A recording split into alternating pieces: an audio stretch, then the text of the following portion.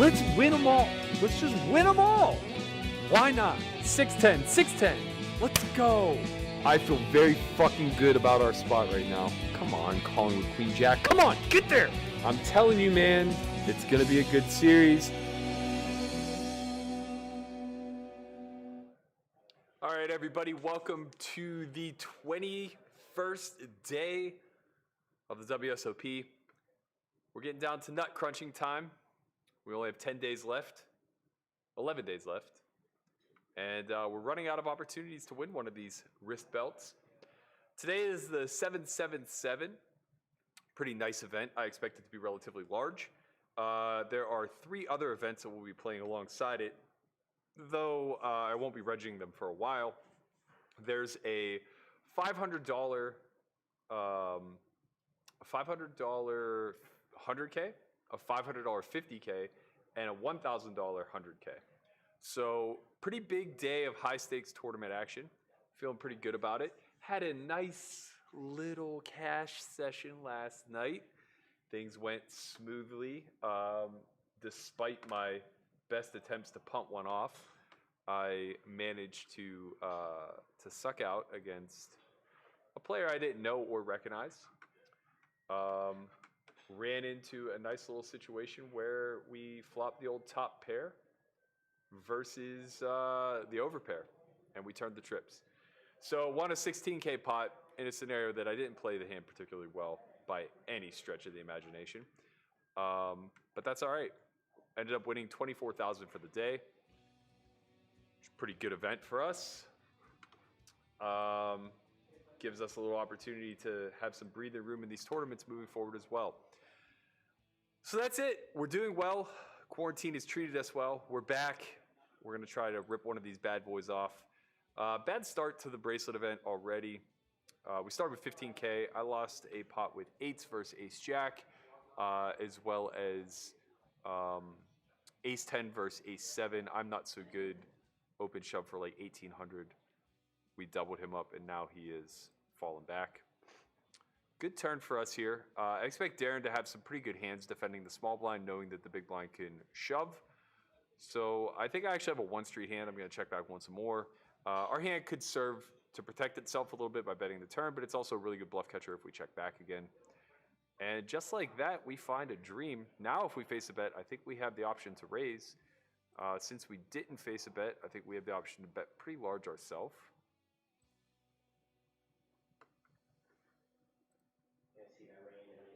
We do get the call by what I imagine was probably a better hand prior to the river. Let's give it a little look-see. As soon as I get this stream to go live. There we go.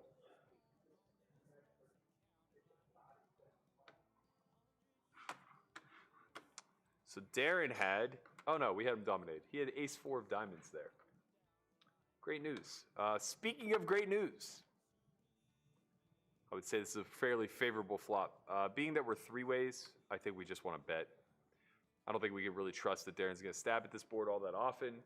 When he has hands that would bet, he's obviously going to call. So we're going to lean larger since we're not betting this texture all that often.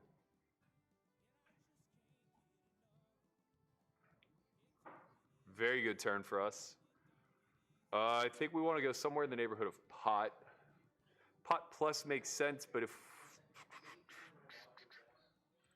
I think pot's fine, especially on a brick turn card. We're going to have a lot of 10x that we can balance this with. Jack 10, Queen 10 would be our most readily available bluffs. Could also use a hand like 7-8.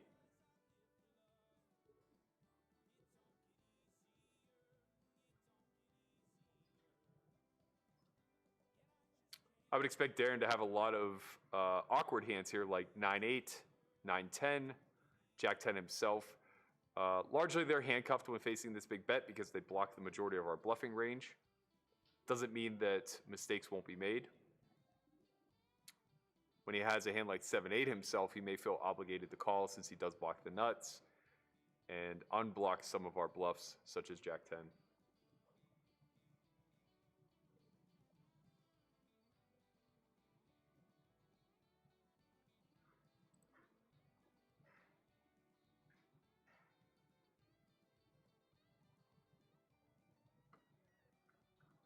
Shout out to everybody here who's early in the chat.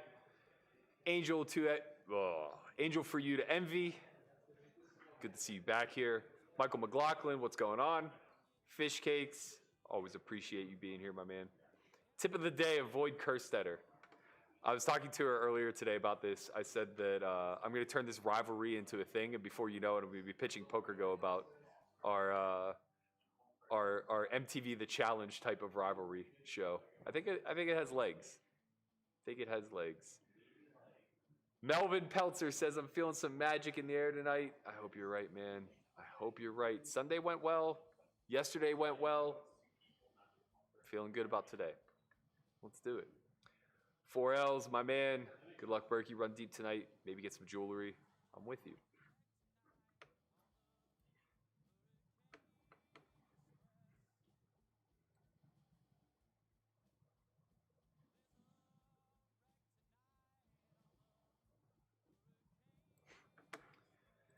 If you guys would like a piece of my action in this event, we're giving away 1% to 5 lucky viewers who like, subscribe, and leave a comment on the previous stream. That comment needs to catch the eye of my moderator, Caleb. So don't just leave something simple like 1%. He's not gonna bite. You know, you gotta hit him with something that will make him do a double take.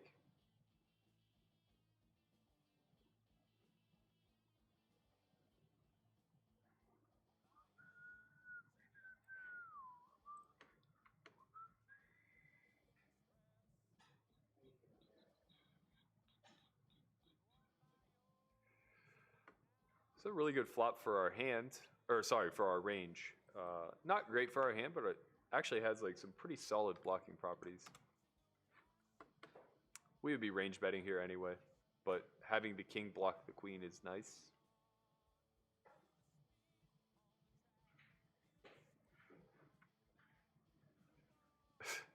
Richie Valen says, very little food plus lots of pre-workout caffeine and big dick energy equals spicy Berkey. I'm a little more mellow today. We got a lot of high stakes action on the line here, but we'll see. We might get a little BDE out there. Fuck. This guy. I love his name.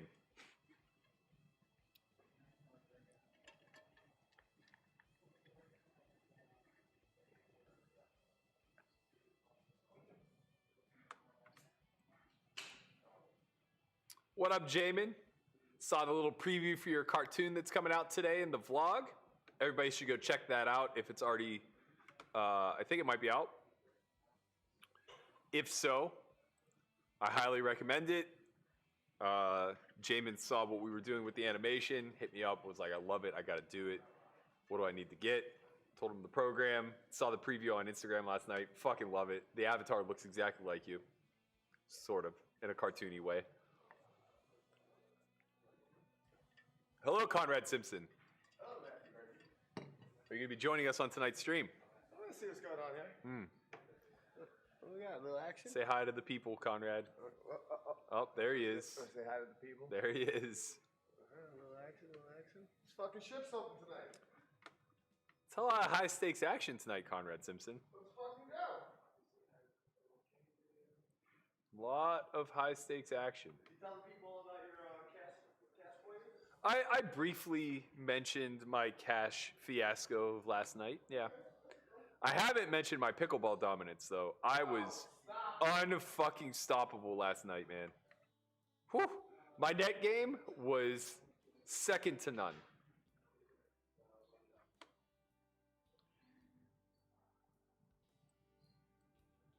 Wait, you guys can't even hear Leroy, huh? There's something's wrong. My desktop audio is not playing anything. Let me fix that for you all. I wouldn't want you to go a whole stream without Leroy. That would be devastating. What seems to be the issue? And the wall and the shadows start to fall. I'm living. Huh. This isn't good.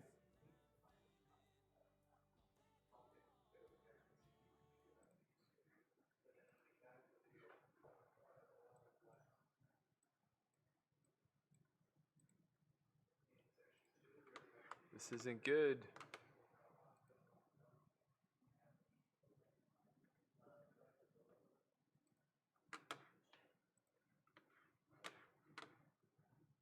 Something has gone awry.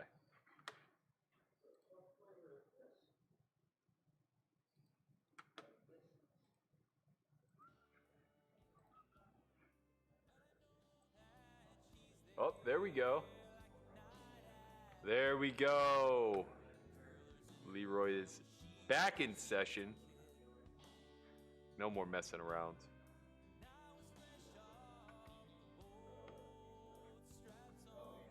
My apologies for depriving you all of the beautiful, sultry tones of the Leroy Towns band for the first 5 minutes of the stream. We had a little snafu. I'm feeling.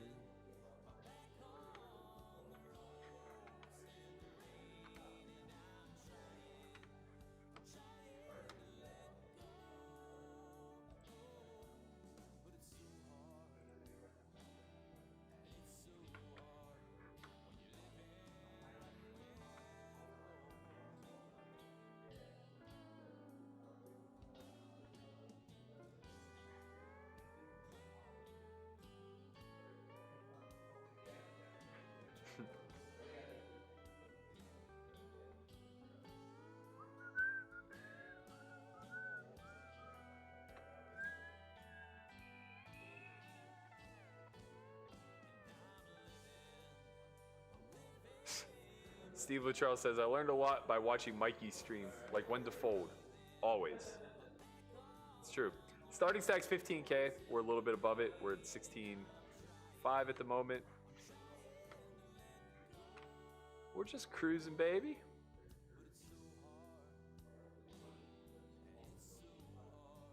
Shout out to Kenneth Griggs. Welcome to the Alpha Rex crew. Can't wait to put it on a t-shirt.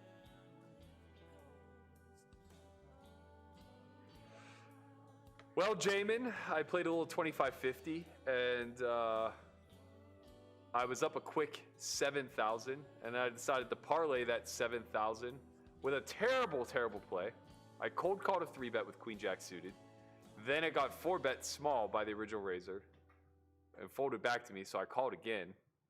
And it came Jack high, and we got all the money in, and he had kings. And I quickly turned to Jack to make him regret ever playing a pot with me to begin with. So that was a 16K pot. I ended up winning about 24,000. Good night all around. Good time had by all.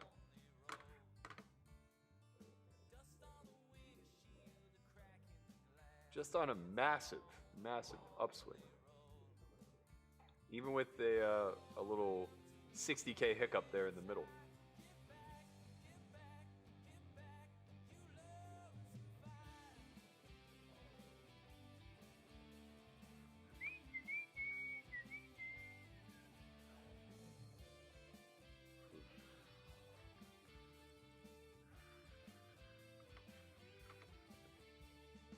What up, Fumble Monk? Gonna try to get that bracelet tonight. A little run good. Try to play well. We'll see what happens.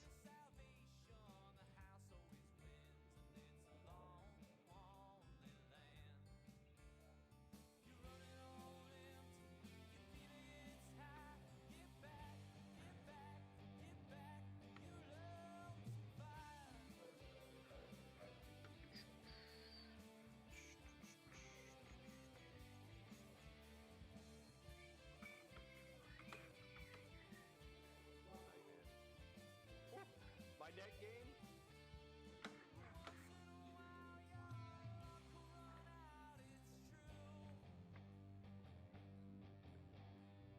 All right, let's settle in.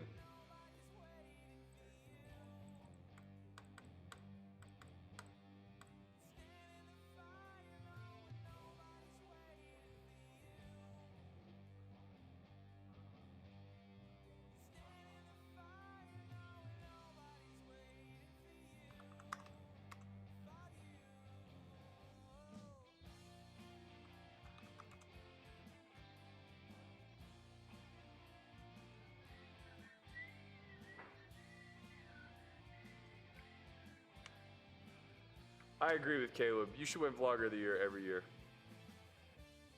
It's messed up, man.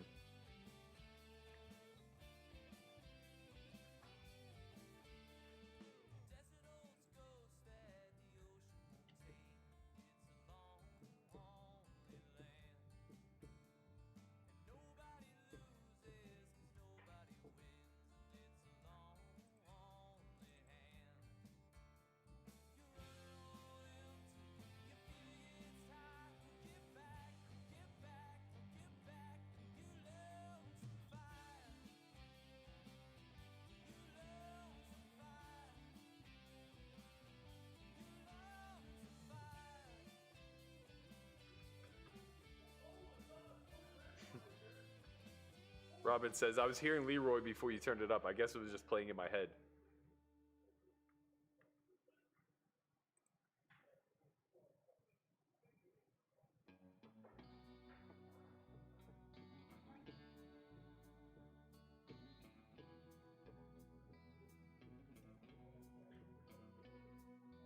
Dust Bowl.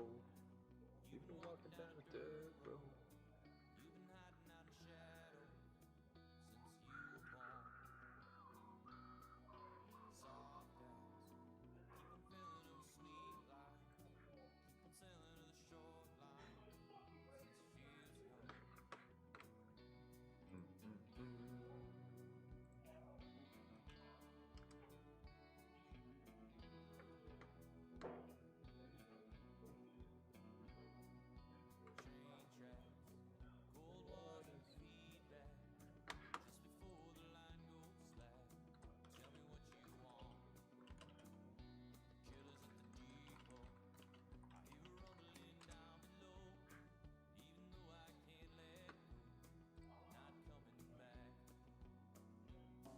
My eyes have seen the glory of the coming of the night.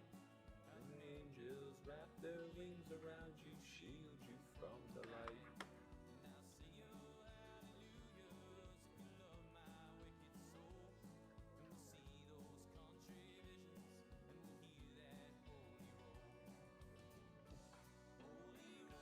How much wider do people play six-handed versus regular table? Your ranges shouldn't change. It should just be, yeah. Oh, Odyssey answered correctly. It should just be relevant to the position that you're in.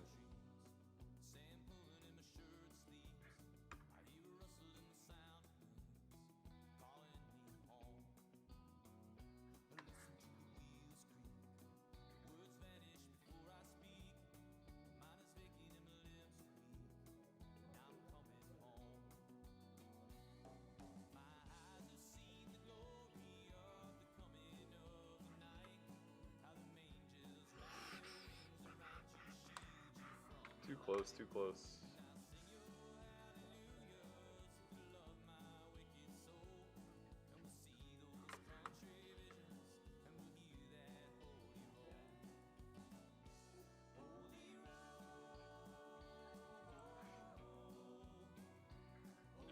Berkey, have you ever been to Coors Field in Denver? If not, you should sometime. Home of the Rockies. I have not. I need to do a nationwide baseball tour. I really want to start with the East Coast, though. I've never been to Camden. I've never been to Fenway. I've been to New Yankee Stadium. I'm sad that I didn't go to Old Yankee Stadium.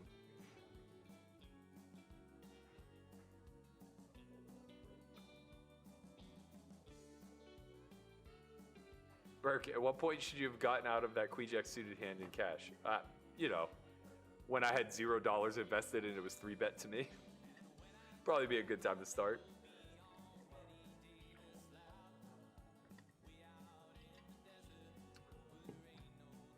But I'm not so sure that I just wasn't in a little spicy mood with the desire to gamble. So it was going to take a lot to get me off of it.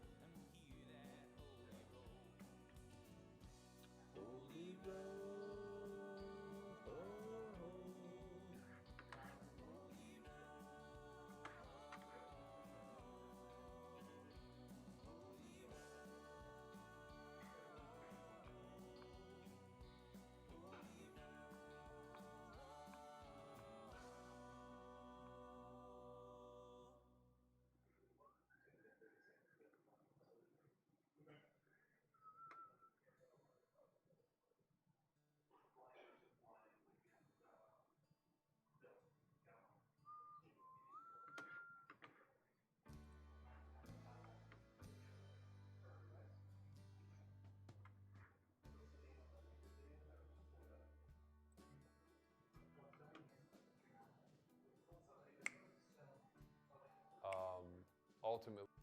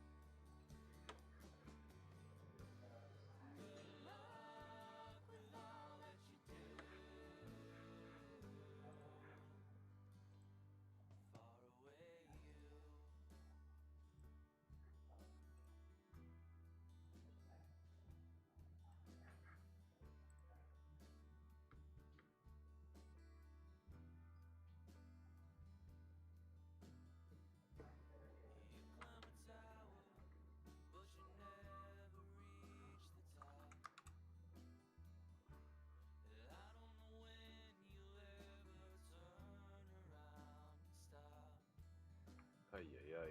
Getting tortured in this $500 one. By the same guy. Ay, ya.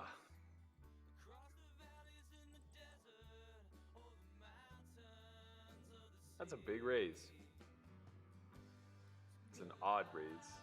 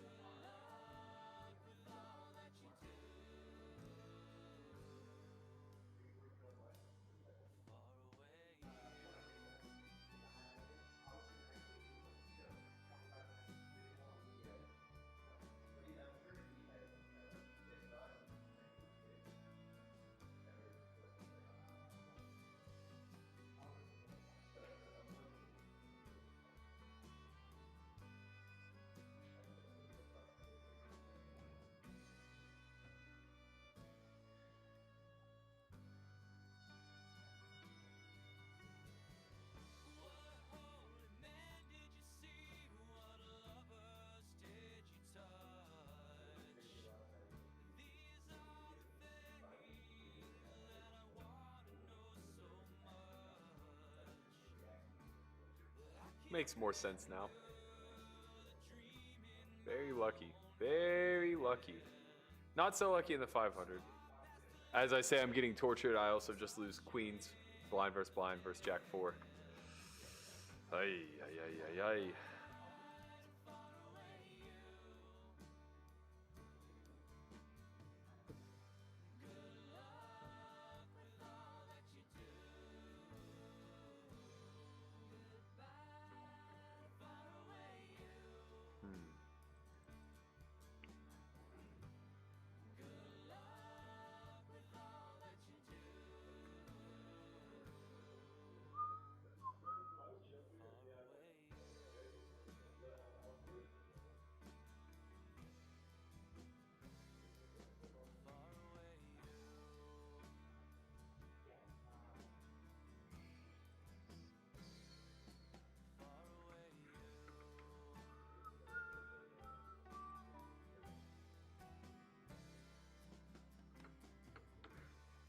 Man, I'm feeling super mellow today for some reason. Too much caffeine? Too little caffeine? I'm not sure. I'm not sure. I just feel like folding today. People are going to be able to bluff me for sure.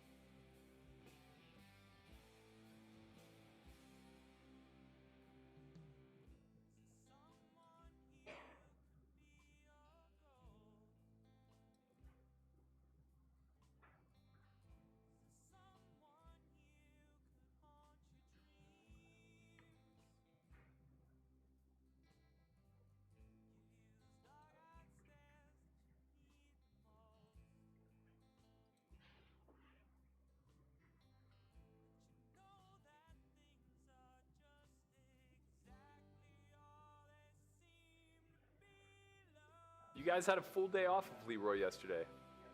Get a chance to reboot.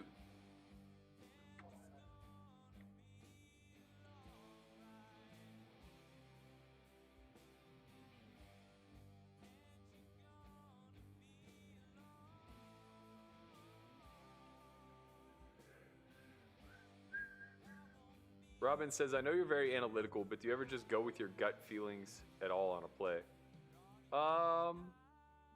Yeah, I mean, I think all of our decisions are filtering through our biases in some sort of way. So no matter how analytical you are, you're still kind of trusting your gut, so to speak. Or trusting your subconscious maybe is a better way of saying it.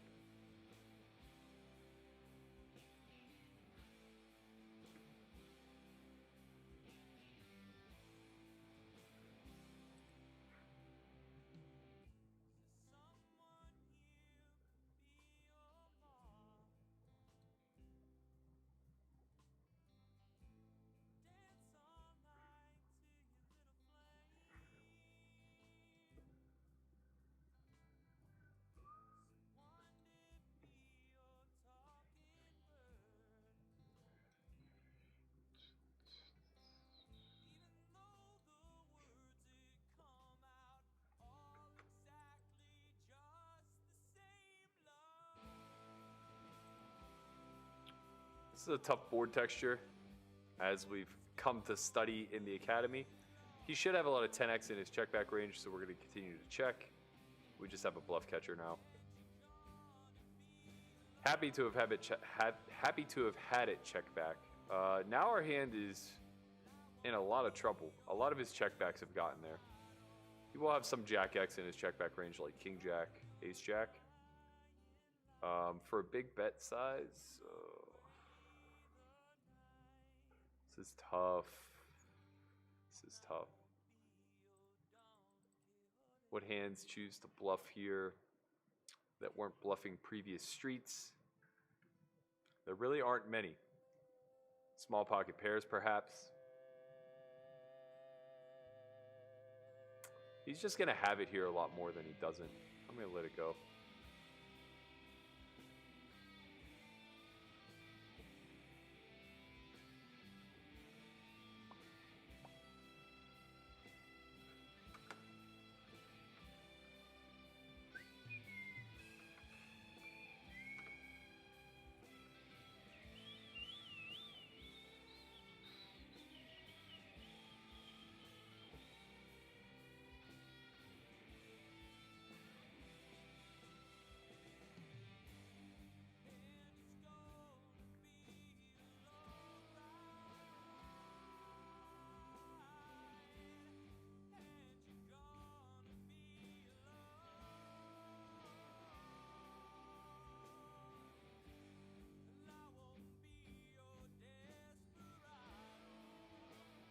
Oh, hello.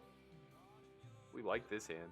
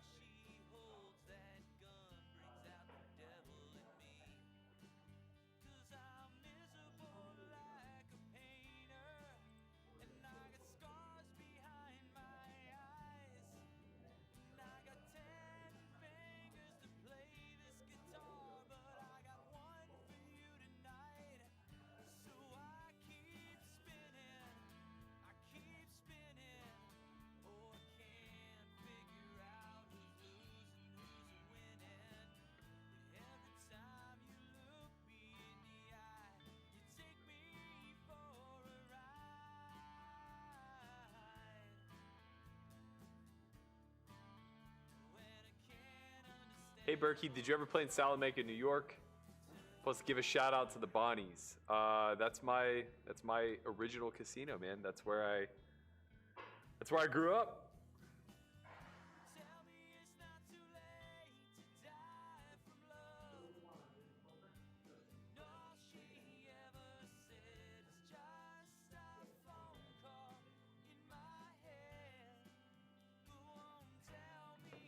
Man, these big opens. I have half a mind to look this fella up.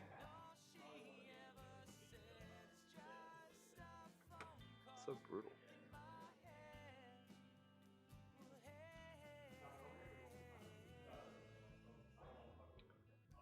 Timothy Broderick says, how dumb is it to play 9 rag if you've seen a dozen 9s hit the board early in a session? Have you done that? Bro. Come on. Come on. The cards, there are no patterns to recognize. The cards don't have memory. They're all independent of what you've seen. Don't let your mind play tricks on you. No, I've never done that. You're wishing. You're wishing and wanting. Playing bingo. Playing bingo. Jake Stubbin, if you are up in Salamanca, please give a shout out to all the locals there.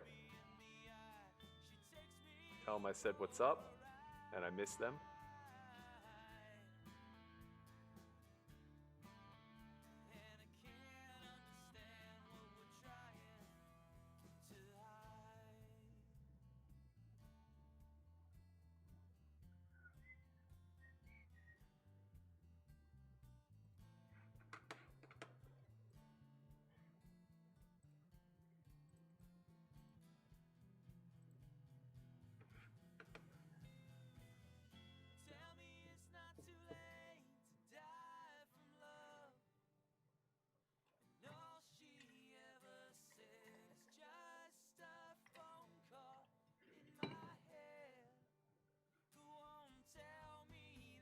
Fishcake says, Berkey, I'm not going to lie. I've tried fasting for 3 days in a row.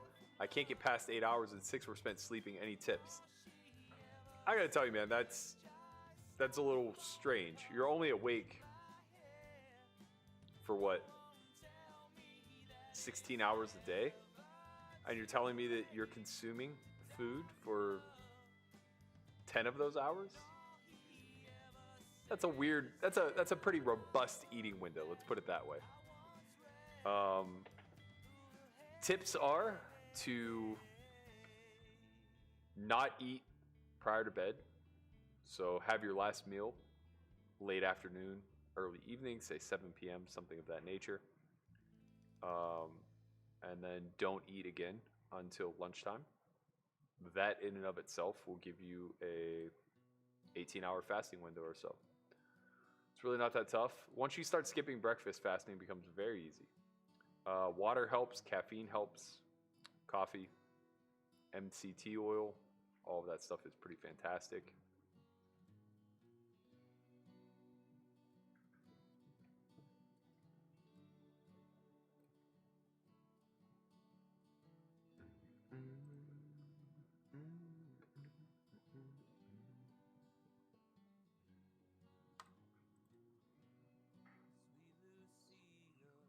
Oh, the night.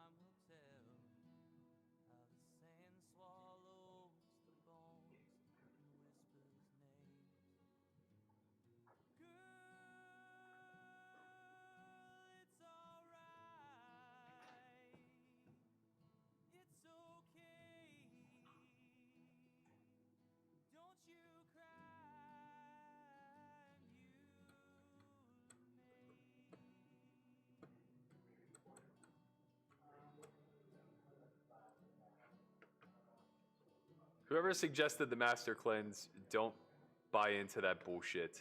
It's complete and utter nonsense. It's not helpful.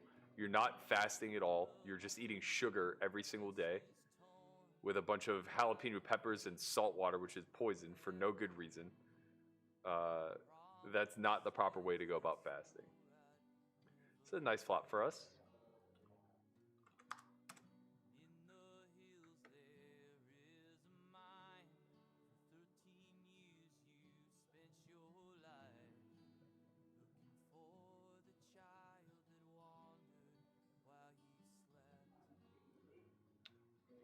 Very interesting. This could be 10s plus some of the time. We have way too much equity to fold. This is a huge raise. Huge raise.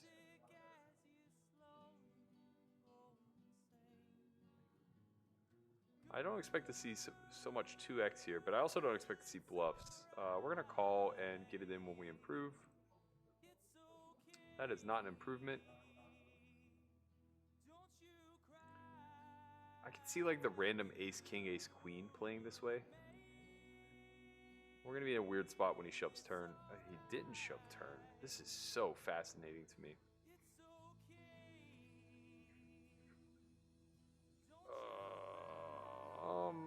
Okay. I think we just check again. We lose to ace 9, obviously.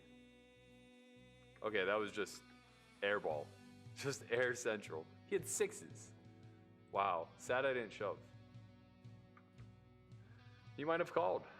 He may have called. Who knows? Jeffrey Jackson, what are you talking about edging? This is a family show, man.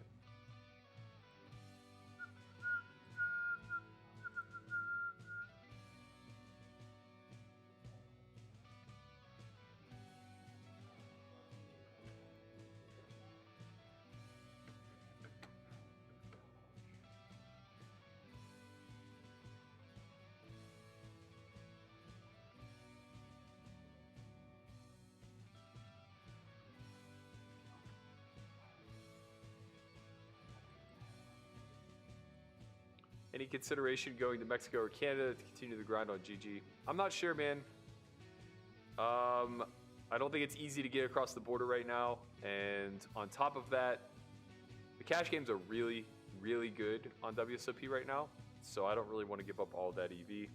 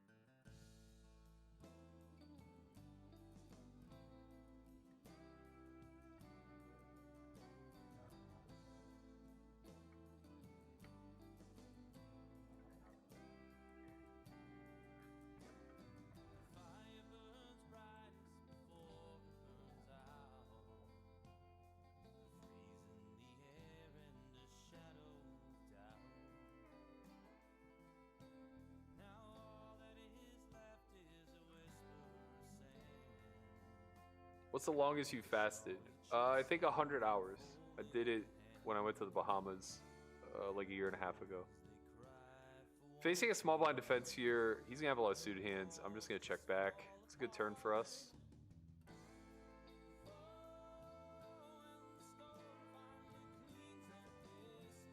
That size isn't really indicative of anything. We have too much equity to fold at this point, so we're going to call. Brick River, but if check 2, we're going to be forced to bluff. Big bet. Doesn't make a lot of sense. He shouldn't have a lot of naked ace of hearts, but in any event, we just have a fold. How was your bone broth and rice, LOL? I made too much of it. My eyes were bigger than my stomach at that point. It was pretty tough. I definitely ate way too much, way too fast. Burke, what's your pre-workout of choice? Mine depends on how many hours into the fast I am. I enjoy Ghost, and I like the cherry flavor, the black cherry, as well as the watermelon. I used to like Eno Explode, but they changed the formula. Now it's trash.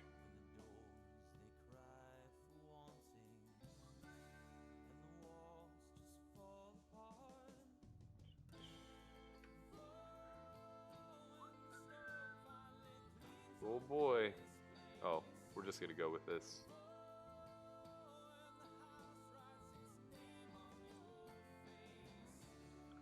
Just a memory. Let's go. Good flop. Good turn. Dead. Fucking dead.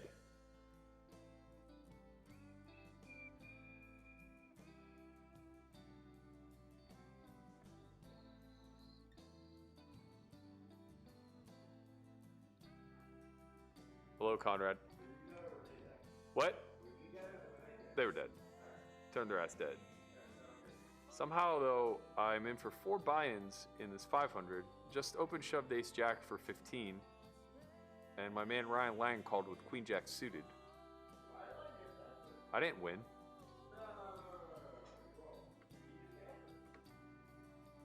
So silly.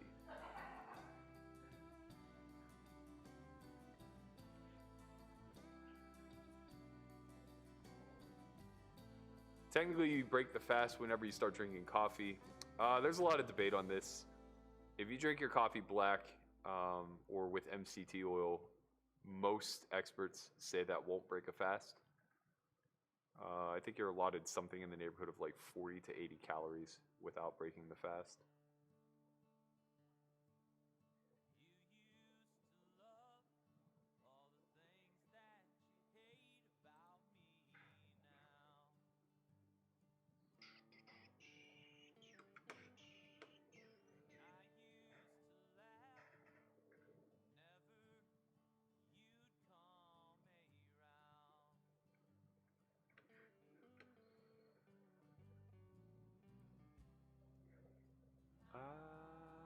I can feel you now.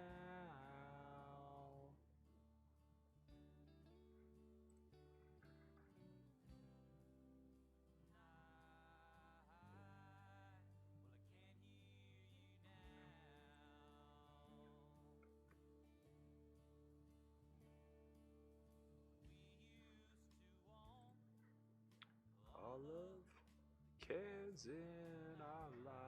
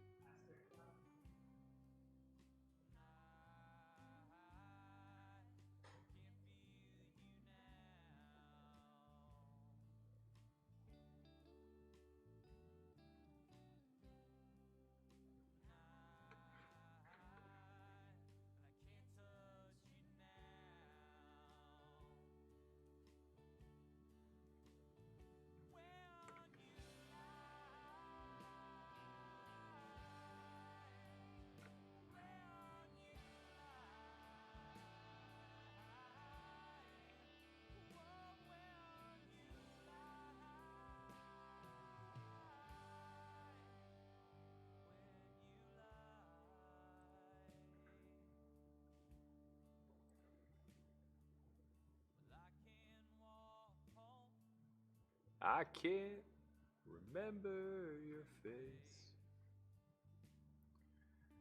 Brian Tinney says he just doubled up. Nice work, my man. Glad to see you made it in time.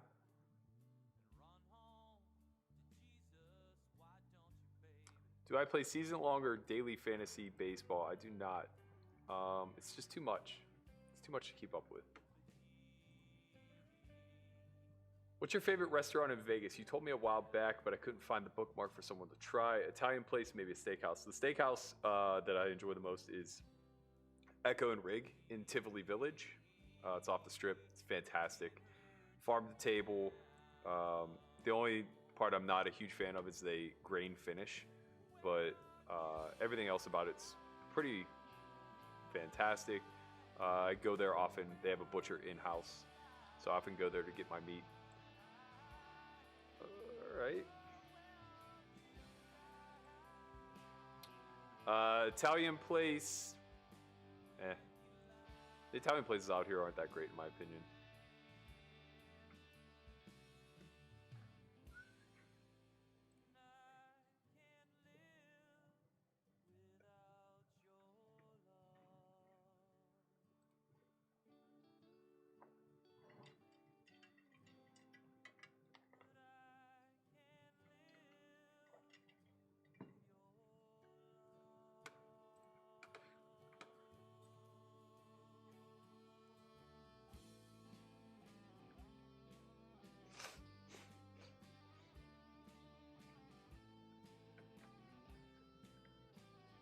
Would you play these tournaments from your phone if you had to? Well, you can only play one, but yeah, if I had to.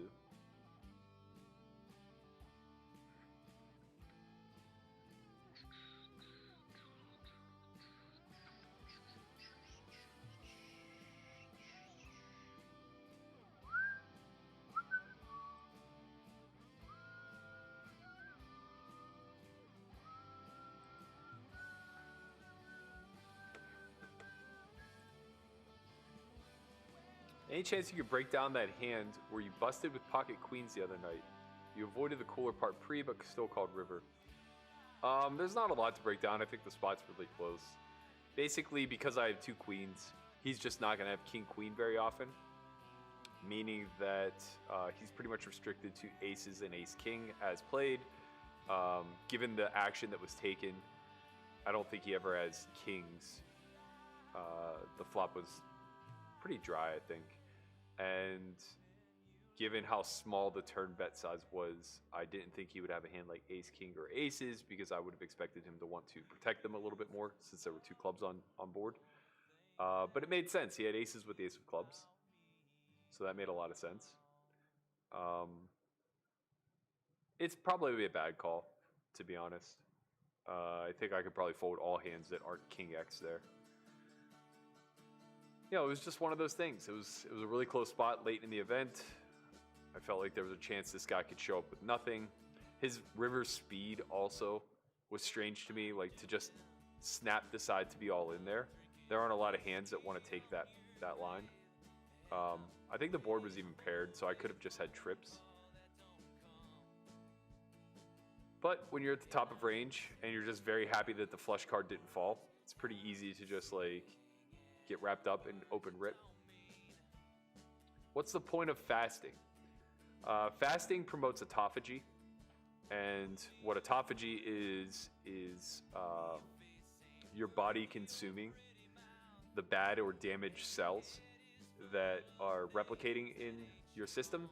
So it eliminates a lot of inflammation, which is a byproduct of these damaged cells.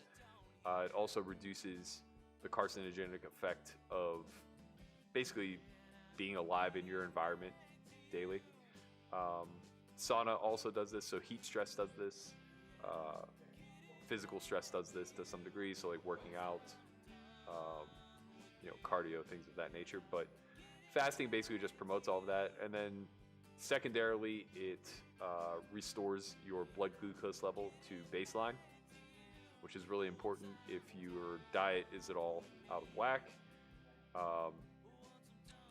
Lastly, if you're trying to start a ketogenic diet, it jump starts it.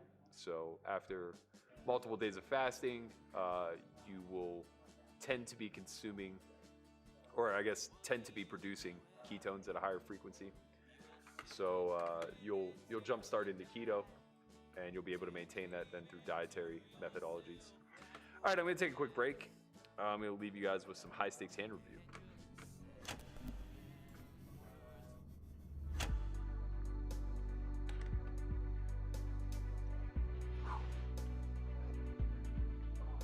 Hi everyone, and welcome to another episode of High Stakes Hand Review.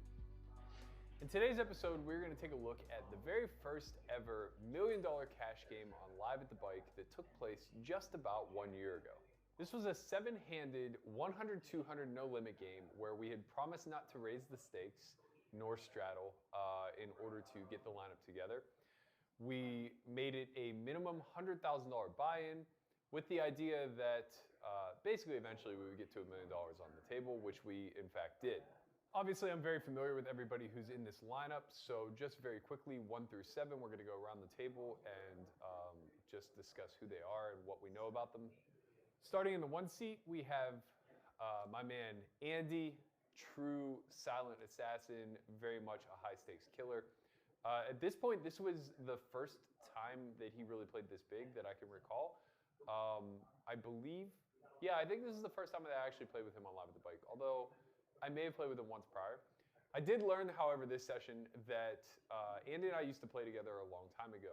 We played a fair amount at the Venetian in 2008 through 2010 or so. This is whenever the uncapped 510 game would run very often. We were both on the come up.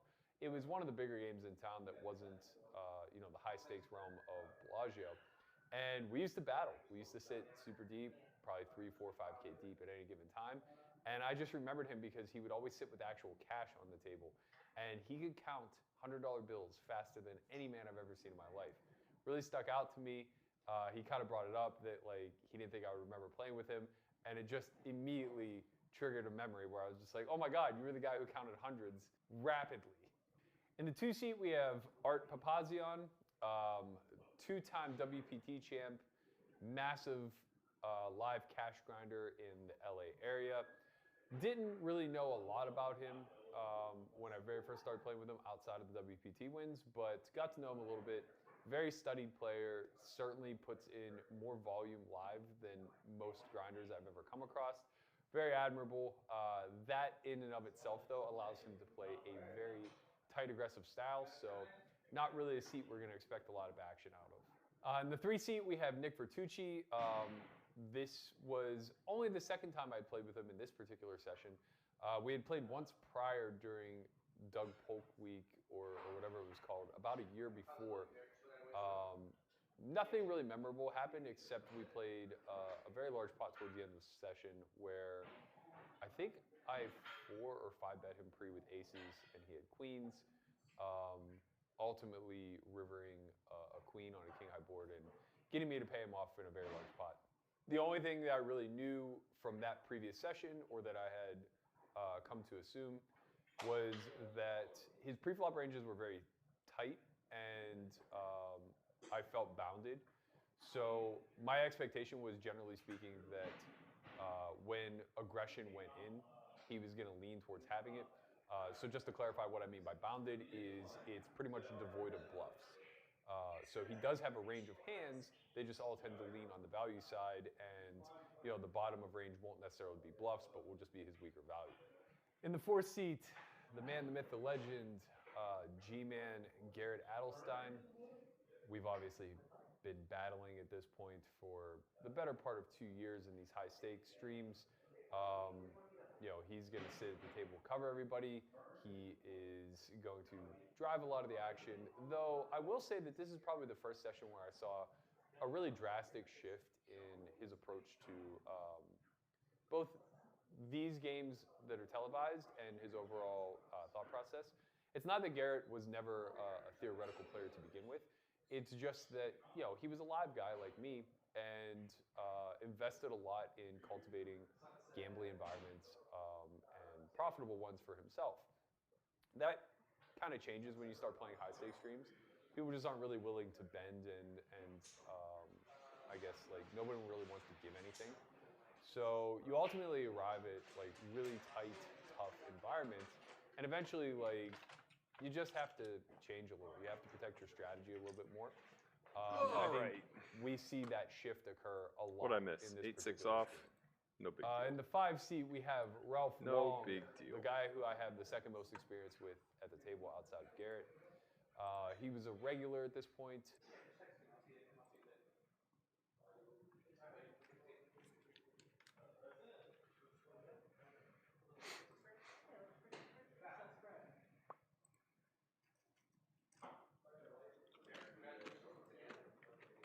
I haven't eaten yet today. Sorry, guys.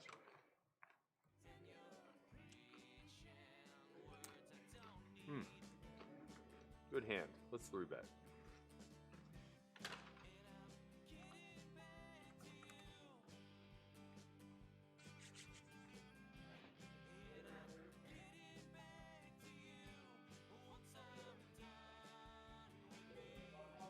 Ryan West says, Berkey, Vegas has the Pirates win total at 25.5.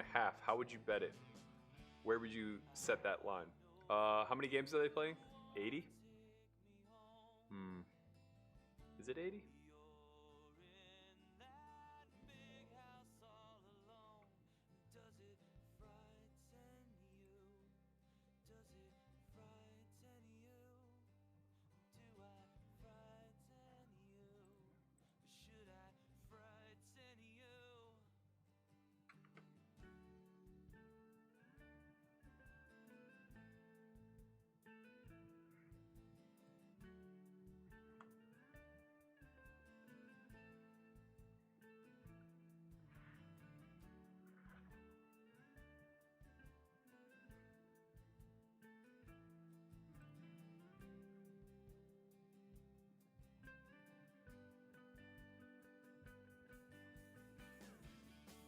Favorite pro wrestler? I was a huge Bret the Hitman Hart fan growing up.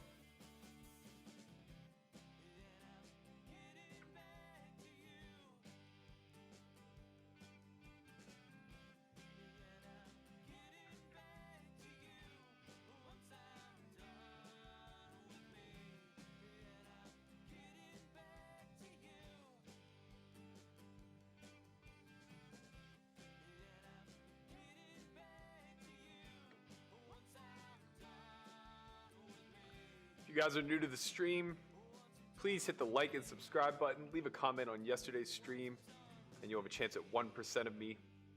In today's bracelet event, we're giving away 5 1% pieces. We got a double stack, so that's good news.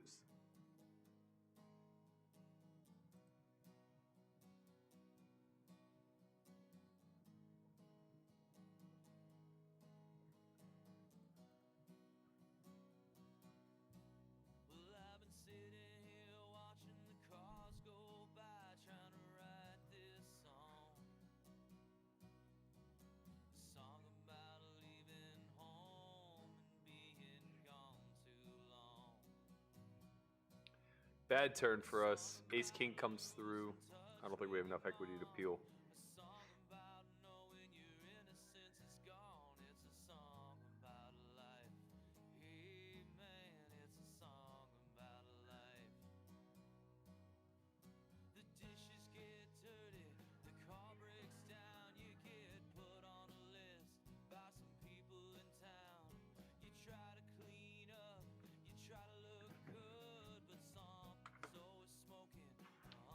Hi, Rhonda Briers.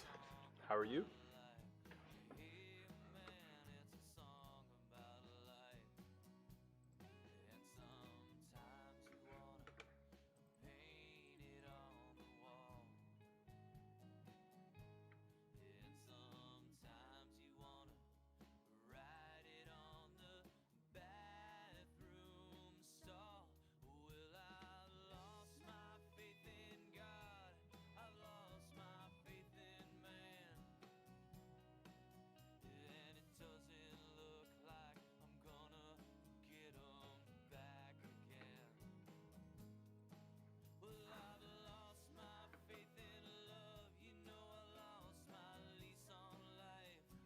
Everybody's saying that they need the volume turned up. I'm going to turn the mic up a little bit, but I'm worried that it's going to be peaking.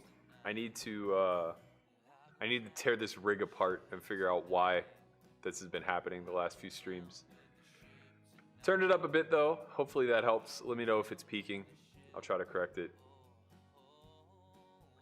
What's your opinion on grain-free diets? I'm a fan. I'm not a big proponent of eating grain. I eat oats. That's probably about it. I don't know. Do we consider rice a grain? I feel like rice is not a grain. But in any event, they're fine to consume in moderation. But I feel like particularly, I guess it matters like on the person. Like I'm particularly reactive to carbs, I guess. And what I mean by that is just that physically I notice changes when I'm eating a higher carb diet versus when I'm eating a lower carb diet. So I just perform a lot better on the lower carb, higher fat, higher protein.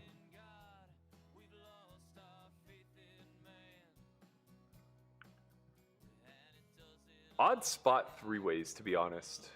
Very favorable flop for us. We just get to bet quite frequently. Darren's going to have a lot of hands that have backdoors like king, queen, queen, jack, jack 10 that may peel, and that's fine. What up, Caleb Elliott? What up, Sid Lynn? How are y'all doing?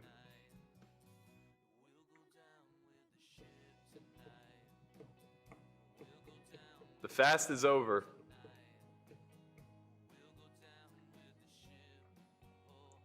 D, the fact that you're playing poker with notifications on is a huge, huge problem. Turn the sounds off. It's absolutely a terrible proposition.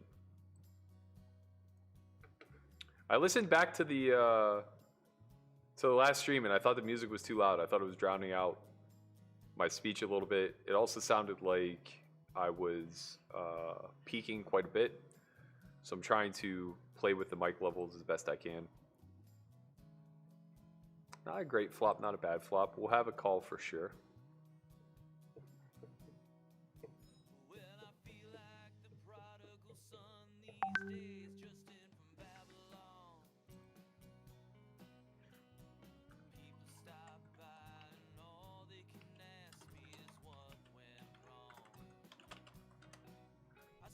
It's a half pot's a big bet. It's a good card for him to check back. Hey man, what's so wrong with my life?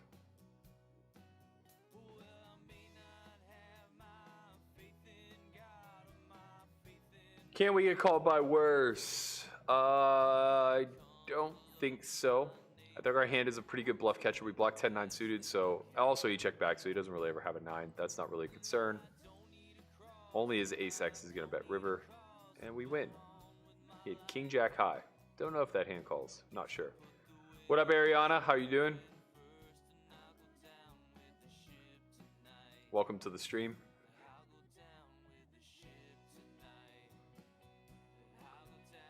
Logan says, I'm new. Smash that like and subscribe button, my man. And if you leave a comment on yesterday's stream, something that my moderator Caleb notices, he'll choose you for the 1%. Or you'll have a sweat of me in today's bracelet event. You should subscribe. I would appreciate that greatly.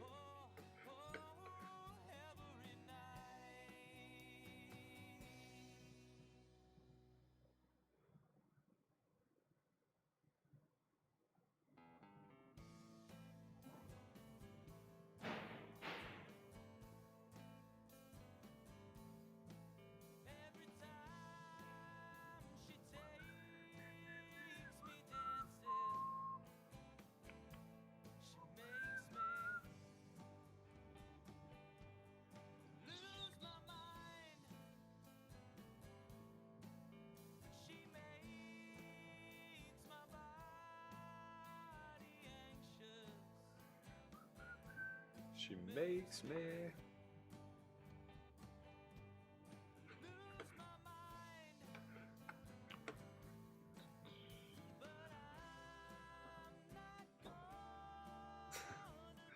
Berkey's not Leroy, but he's in the band. He plays as a triangle. I could play a mean triangle, man, for sure. Just keep it right on cue. Ding. Tink.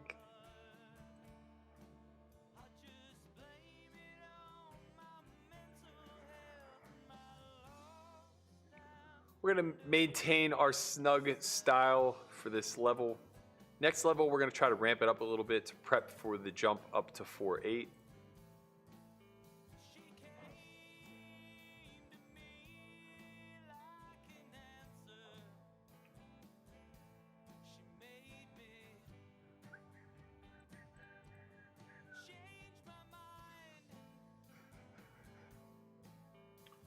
Tough board versus a button flat.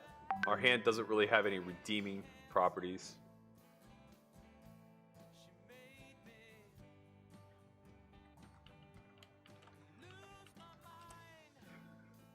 We're gonna check.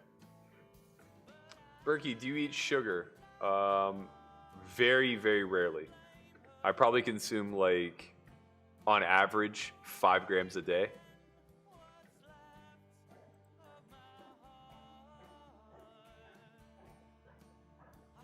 Oh, you didn't have to bring it up. You just like let it simmer or whatever. Thank you. All right, we're gonna fold here.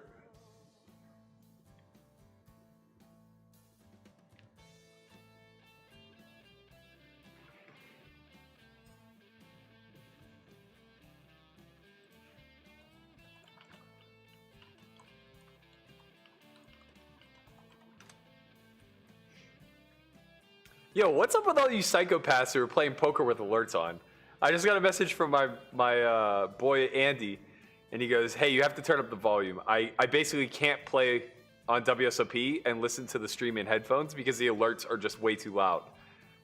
Turn your alerts off, you psychopath! What's the matter with you?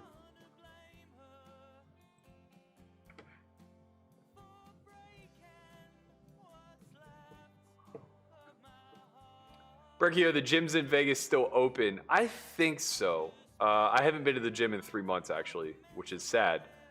I'm currently building one in my garage, thanks to roommate Joanne.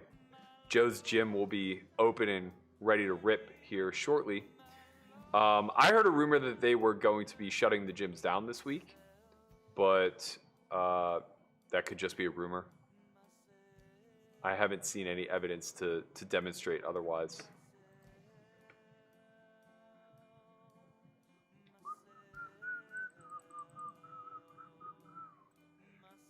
We are getting a lot of good marginal hands.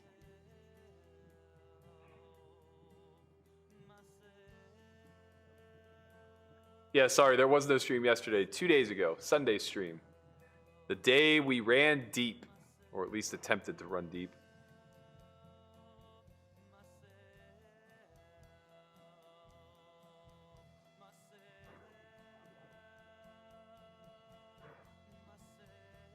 Pretty favorable flop. How about this spot? Whoops, I didn't show it. Yeah, that's okay. Oh, wow, we got there. We got there. I got it in ace-king versus sevens versus tens versus jacks. On an all-heart board, I have black ace-king, and I'm against red jacks and red tens. And somehow I peeled the black ace on the river for a quadruple. Let's go. That makes the 5 buy-ins worth it. I guess I could bring that up.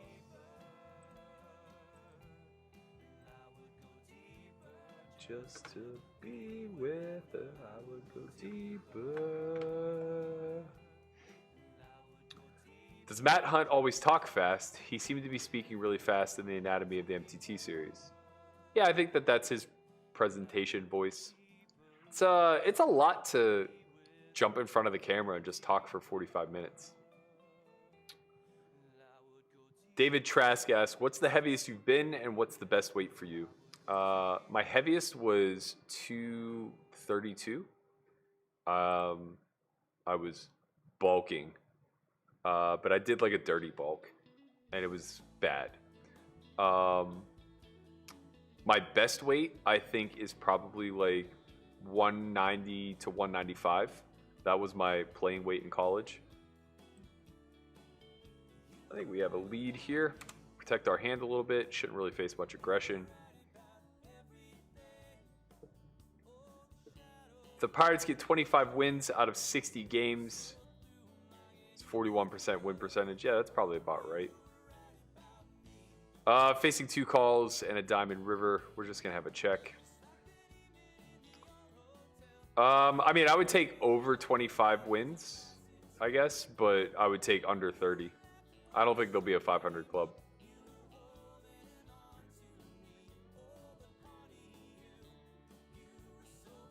Hello, birdies.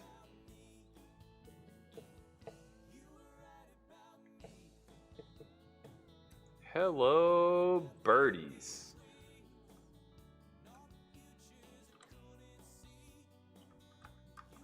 Whoops. Oof. Almost lost our action there.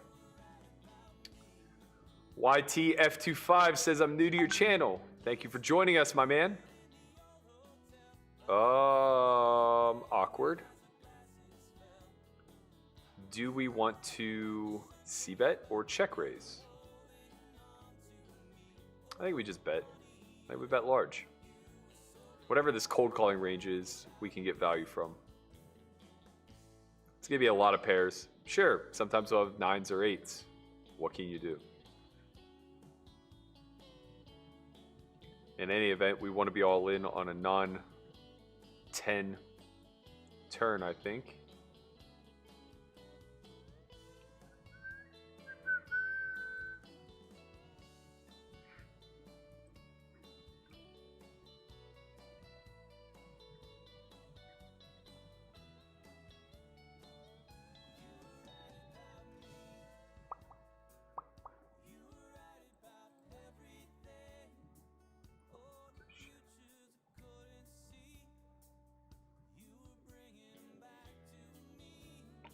We just get punished. Open under the gun, big blind defends. I shove for 3 pots. He finds a call.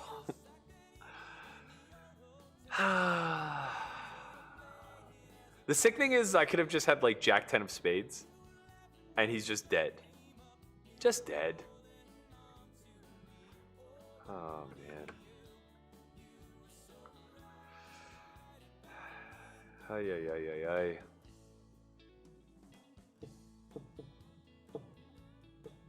Dallas Martin says you have the best commentary of any of the WSOP streamers. Thank you, Dallas. I appreciate it. I feel a little off my game today. A little mellow. Not a lot going on, but we got some chips in this bracelet event, guys. I'm happy about that.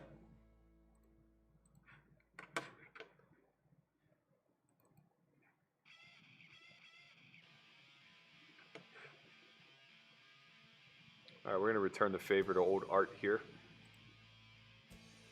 Give him the pile. Let's get him. Let's get him. Give us the chips we deserve. Sure. Sure.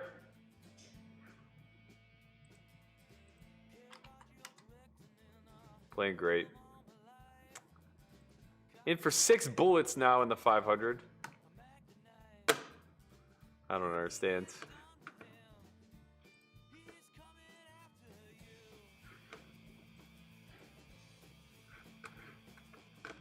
Got to get out of here.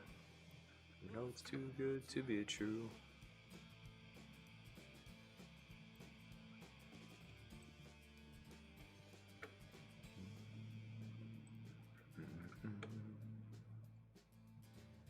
Berkey, I watched Big Worm at other table. Total fish. Who's Big Worm? Oh, to my left. Yeah, I mean, he's been opening 5x, so you're not really telling me much that I didn't already deduce. Hi, Shutterbug. How are you doing?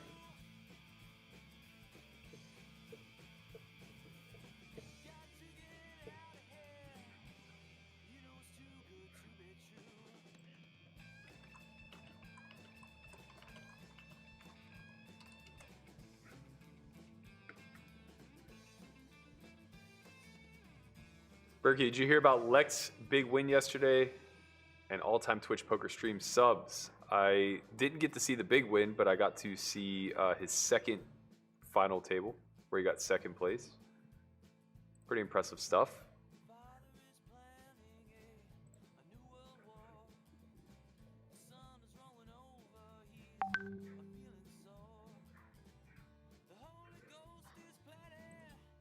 The CNN debut. It's a pretty good flop for us.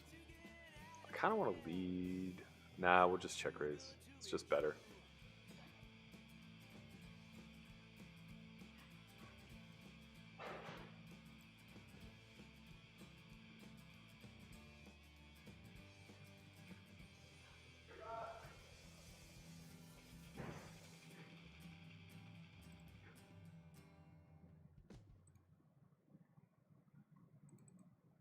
Could just check call. I think we should just check call with this stack in between us.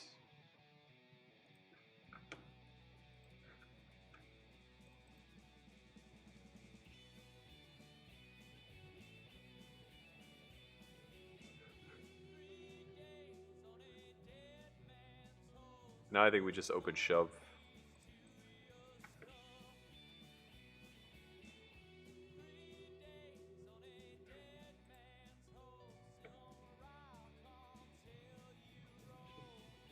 So Berkey, I've been doing 18-hour fast for 6 months or so. I've researched that bone broth is best to break any fast, but no rice until mid-meal. What are your thoughts? Yeah, I kind of agree. It was a little hard on my stomach, eating as much as I did.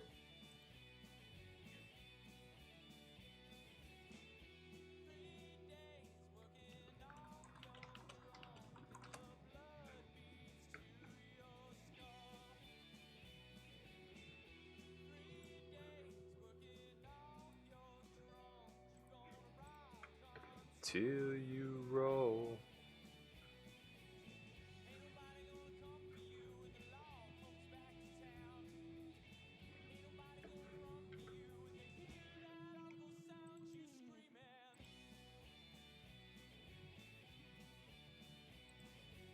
Whoops. There we go. Hey, what happened here? Oh, wrong one.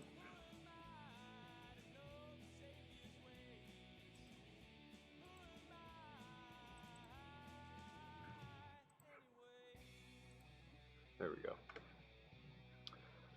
That's the 1K, 100K guarantee. Hopefully we're not going to be in for that for 5 bullets, since we're in for the 500 for 5 bullets. Very brutal.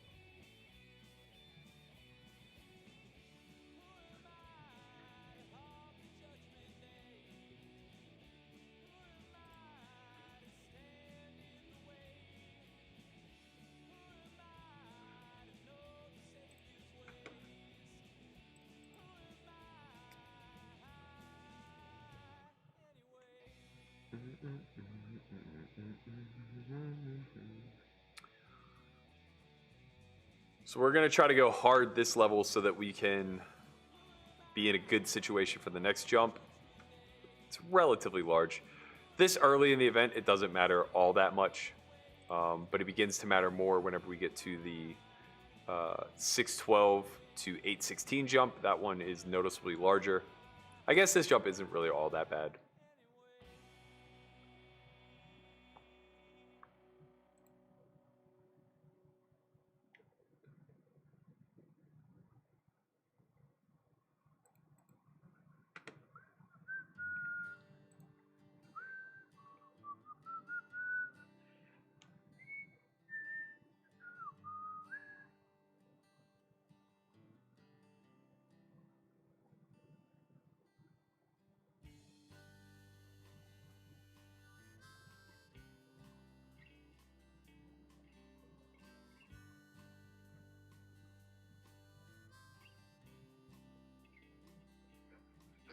Well, I like drinking whiskey most every night.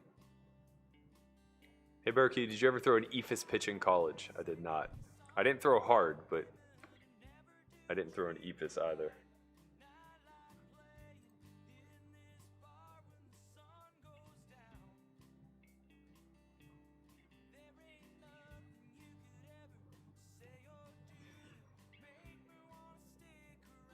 Do you have a favorite terrible hand? 5-4 suited, but I don't know that it's that terrible of a hand.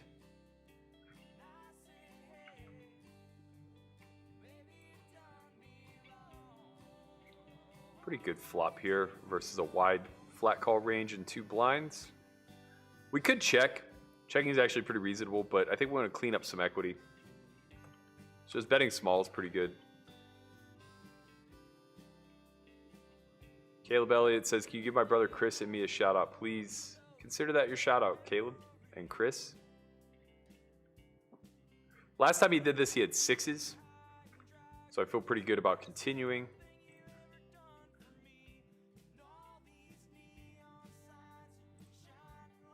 Especially when that card rips off. I expect a check back here. 6 on the river. We're going to go pretty big. There will be times where he has Jack X of club, or sorry, Jack X of hearts, and we just get paid.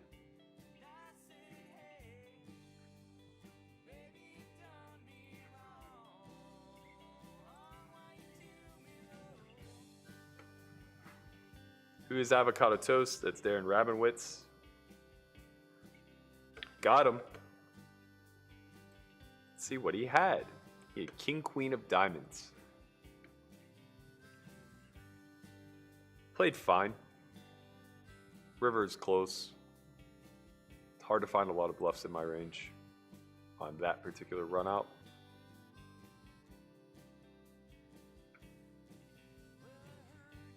Got you a boyfriend, treat you fine. And I heard those nasty things he said about. We'll be doing the drawing at the top of the hour. So if you haven't already, please like, subscribe, leave a comment on Sunday's stream for an opportunity to win 1% of me today. Turn a gut shot here versus a check back range. It's pretty favorable for us, so we're going to barrel. Baby, you done me wrong. Pretty favorable river. I think we just win here through a bet. We'll get called by a 9, which sucks, but nothing we can really do.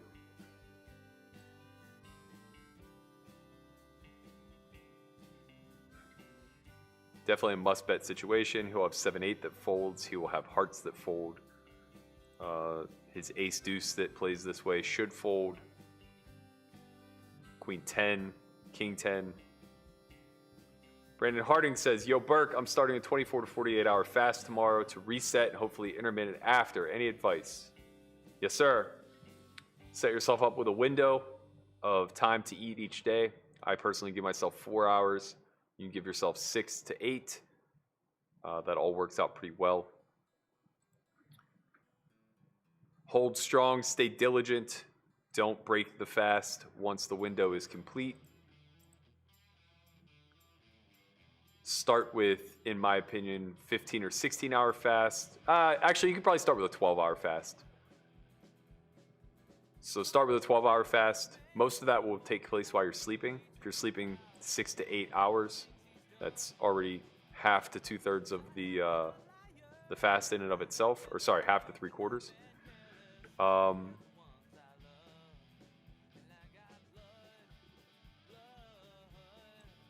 Blood on my hands.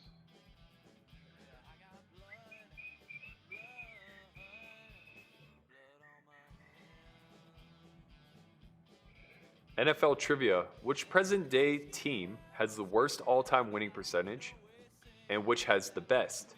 Answer in 2. I assume this is all time. I would bet the Steelers have the best. I would bet the Browns have the worst. If not the Browns, if not the Browns, maybe Detroit. I think Detroit's probably up there.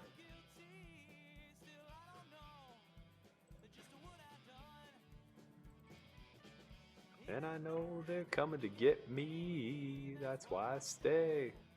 That's why I stay on the run.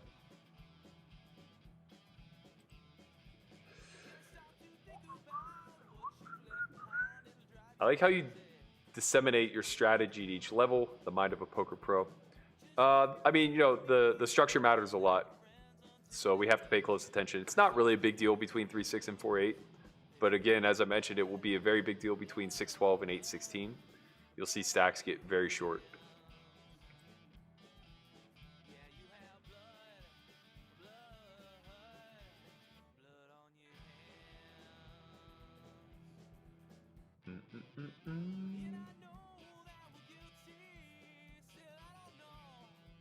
Just what I've done. But I know they're coming to get me. That's why I stay. It's a nice hand for us. I like to be a little bit more aggro at this level.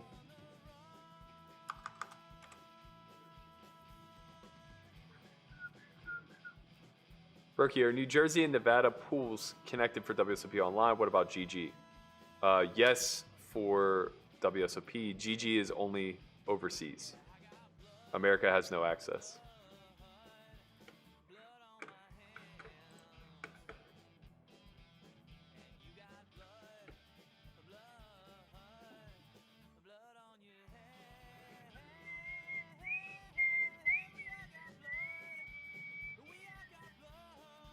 Where are the winners announced? They'll be announced here in chat at 7 p.m. sharp.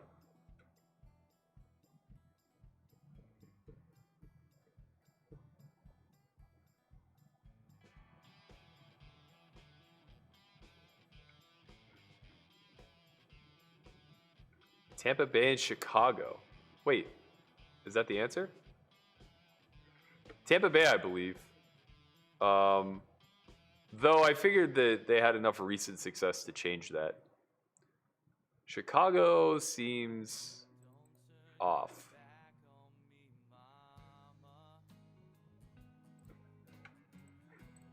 Cause you know it's just tonight. All the angels out your window are just looking for your light. All the world's a giant canvas. Don't say a single stroke. Let everybody's institution be your little joke. 'Cause even Jesus wasn't safe, girl, from the loving of a friend.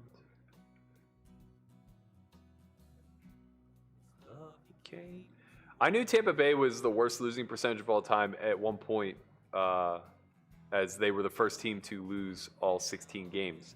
But Detroit has done it since, and the Browns have been so bad for so long. I thought the longevity of their franchise may get the best of them. I don't think Tampa Bay was an expansion team, I think, in like the late 70s, if I recall.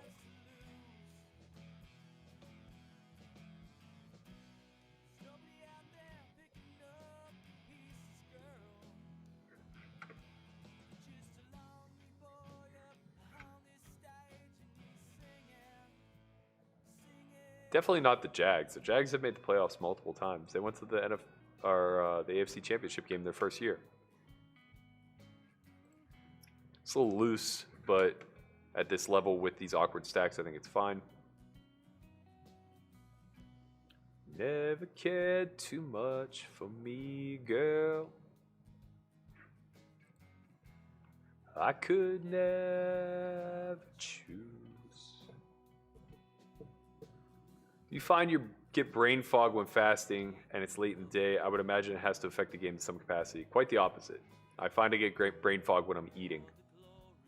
When I'm fasted, I feel very locked in. It's a big reason why I actually like to fast while I'm playing, and I try to allocate it to when I'm only playing, because being fasted for 3 days and working out is very difficult.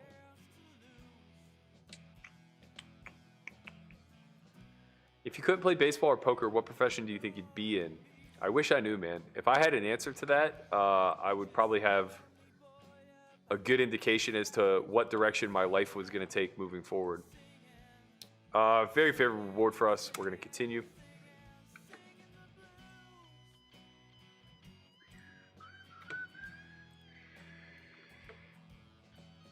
Lily says, Ace said he really wants to donate $100 to you. Unfortunately, Mom said you're good and he should keep his allowance. Yes, please keep your allowance. Please, please, please. I appreciate the sentiment, though.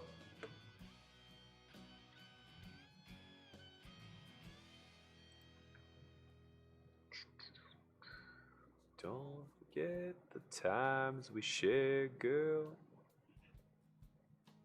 Yeah, Patriots were awful for like 2.5 decades. They never had a shot. The Steelers are for sure top 3, without any doubt in my mind. If they're not number 2, I would be shocked. I'm still shocked that Chicago's won, to be quite frank. Good flop for us, even though we go 3 ways. This is a hand that we will often barrel, blocking Queen 10 suited, Jack 10 suited. My bad. Queen 10 suited, Queen Jack suited.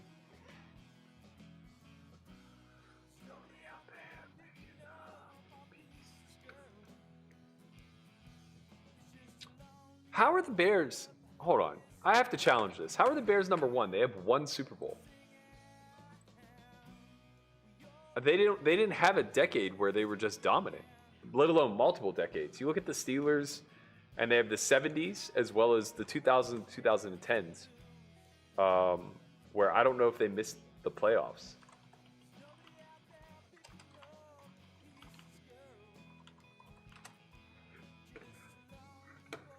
Chicago must just be older. If I had to guess, Chicago dates back to like whenever the NFL originated.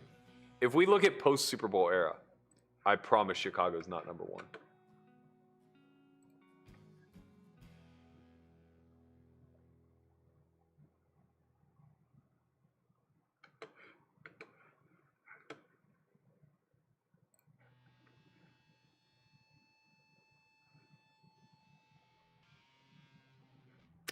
Do we turn our hand into a bluff?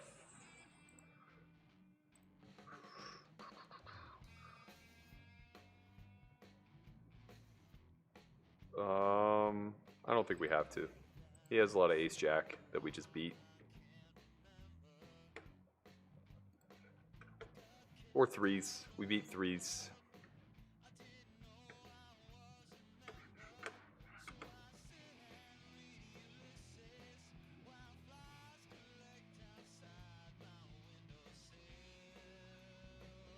All right, I got a challenge.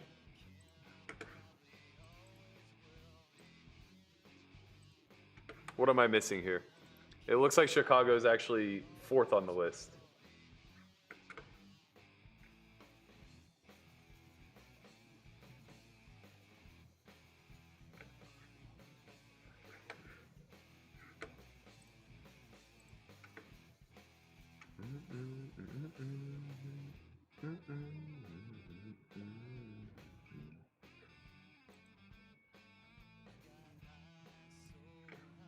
I can't remember.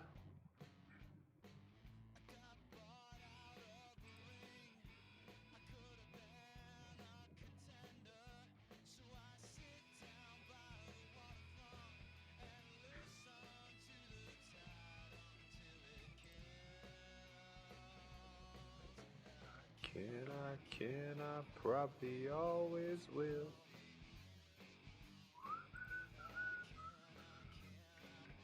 We might just make a run at this, guys. We may just make a run at this. Do-do-do, do-do-do.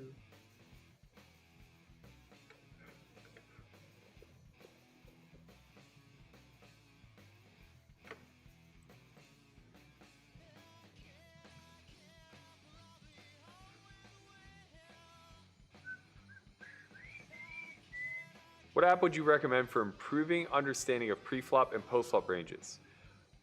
Check out my man Ilya's app. It's called Pre-Flop Plus and Post-Flop Plus. It'll do you good. It'll learn you up good.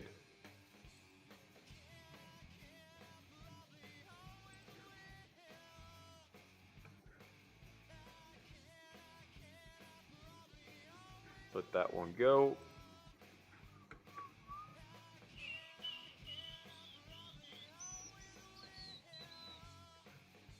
Yeah, Dom, I agree. I was just thinking post-Super Bowl era. A lot of Cleveland's winning was done pre-Super Bowl era. The fact that they're one of like 2 teams. I think only them and Detroit have never made the Super Bowl. Actually, that's not true. I think they're the only 2 non-expansion teams to have never made the Super Bowl. Jacksonville's also never made the Super Bowl, I'm aware of. But I think that's it. I think they're the only 3 teams in the NFL to have never made it. So I would have assumed that they would be very close to the bottom.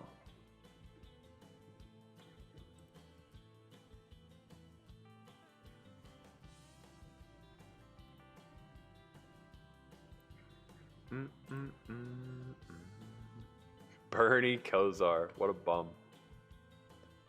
What a bum.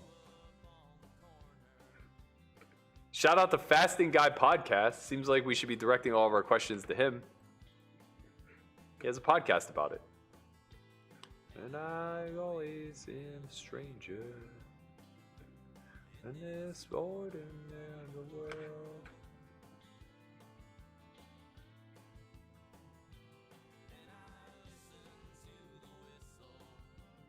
Oh, you lonesome train. So the Bears have won the most games.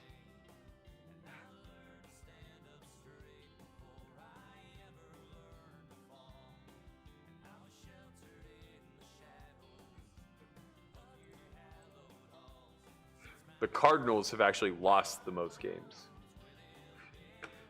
So it's really going to depend on how we're justifying this. If we're going by win percentage, it's not the Bears. It seems as though it's the Cowboys.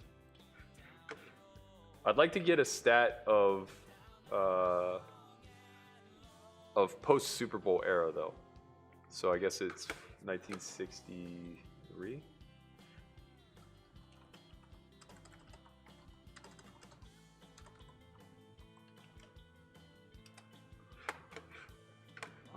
Odds are down on Main Street, and they fill up like a tide.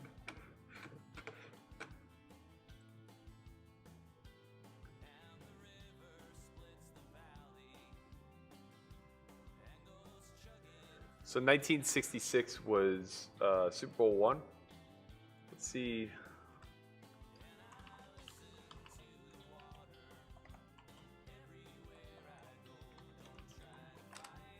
Let's look at the post-Super Bowl era. I think we're all in here versus Big Worm. Put him to the decision. Wins.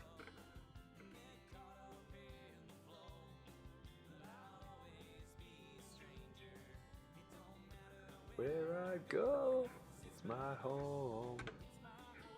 What do you think is more impressive? The Steelers being 6-2 in Super Bowls or the Patriots being 6-5 in Super Bowls? I don't know. I don't know, right? Like, maybe it's more impressive to make 11 Super Bowls than it is to have a higher win percentage, right? One kind of speaks to a little bit of dominance. The other one speaks a little bit to variance, right? Like, it's only one game. Anything could happen. It might be the Patriots, especially since all 11 or 10 of those 11 Super Bowls have been in the last decade. I think that in and of itself speaks to them being the greatest single franchise over a 10-year span. I think the Steelers are probably second though with the 70s, followed by either the 80s Niners or the 90s Cowboys. Close. I think the talent of the 80s Niners was probably a lot more impressive.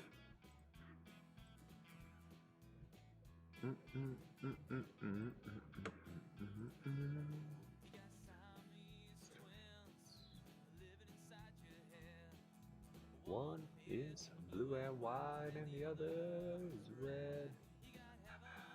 And hell, and you make me choose,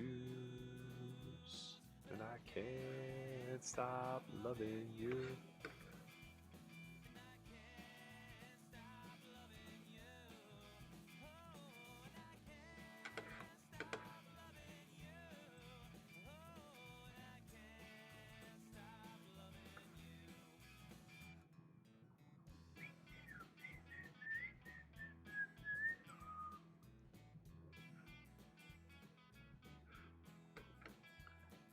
Yeah, I think that's much more important. So the Bears have a losing record in the Super Bowl era. I think that's way more fair of a comparison. Like, who cares what happened prior? We've had expansion since then. So much has changed.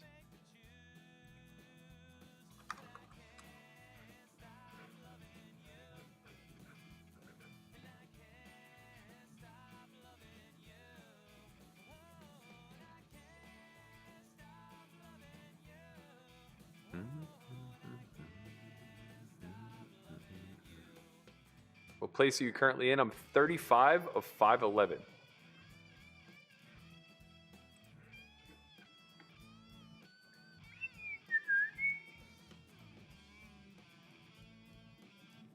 Texans have never been either. Another expansion team, though. They went as the Oilers. They had made the Super Bowl as the Oilers.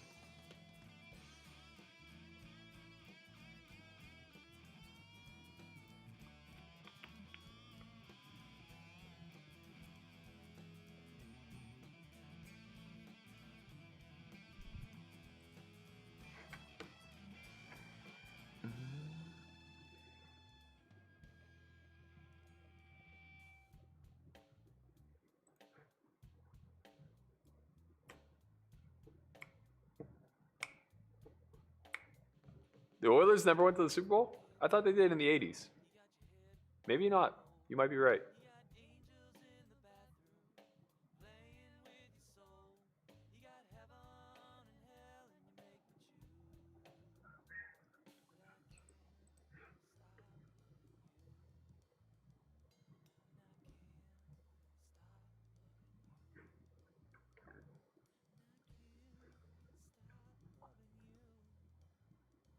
Okay. So the three teams I thought were in the bottom three were in the bottom three. I just had them in the wrong order.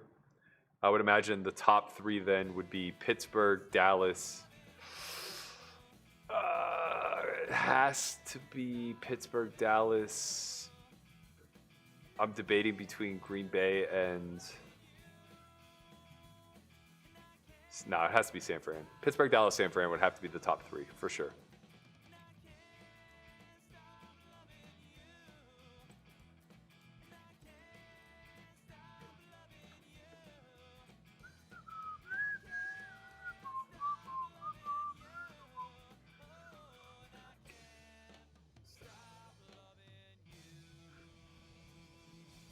We're getting the tickets, baby. We're getting the tickets.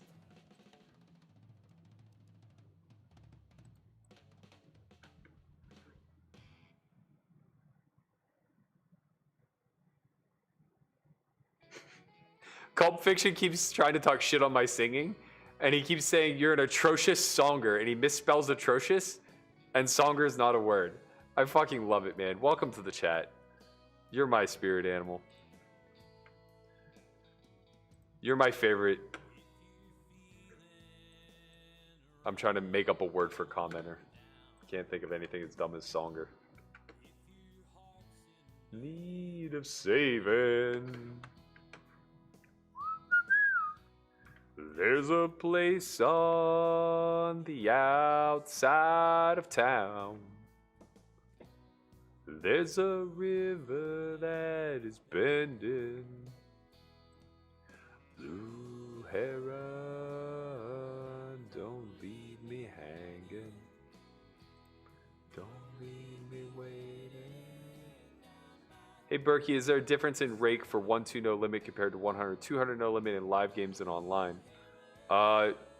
In live we pay time, so we tend to pay $15 per half hour per person.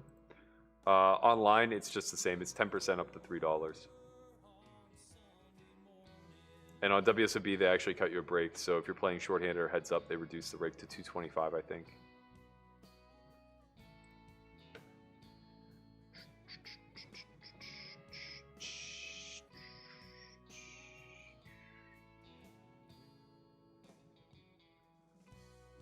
If you're feeling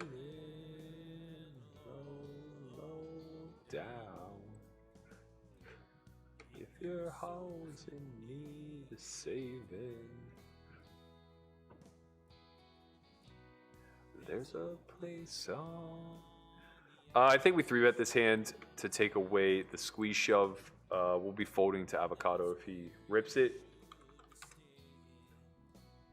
No need to go big. And we can call off big worm, obviously. Unfortunate. 7 helps. 7 or a 10? Not quite.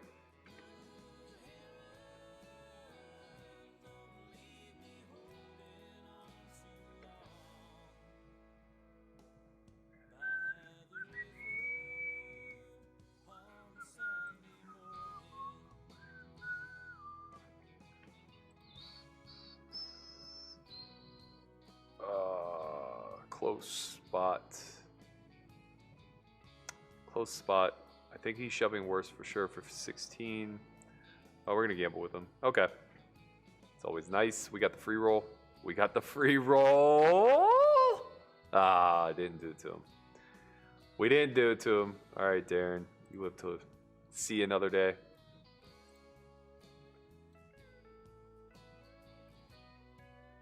Buffalo has the worst Super Bowl record for sure. They're 0-4.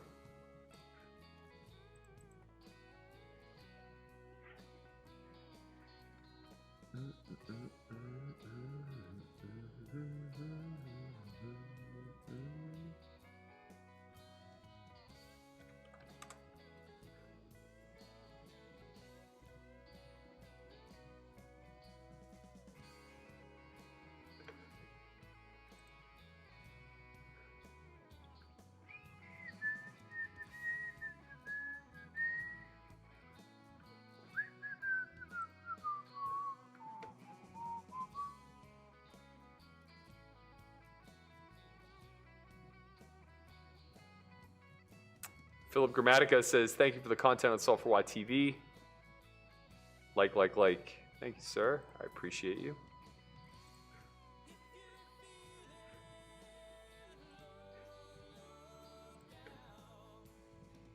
Easy peasy opens off 24.5 here.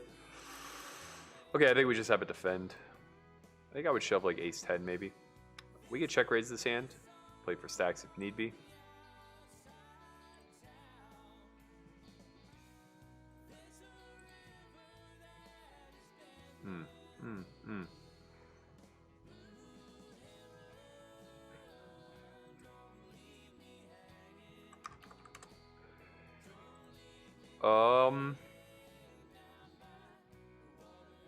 What path do we want to take here? It's a little bit of a sloppy bet. We do have a lot of check raises available. I think we're going to go for it here.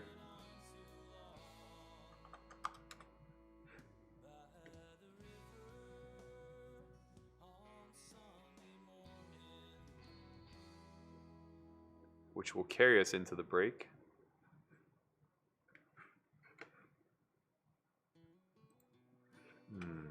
Just calls, turn king. King is a little dirty for us. I don't think he'll have much king queen though. He will have queen jack. He'll have jack 10. He'll have ace king. But we have outs. I think we're just all in.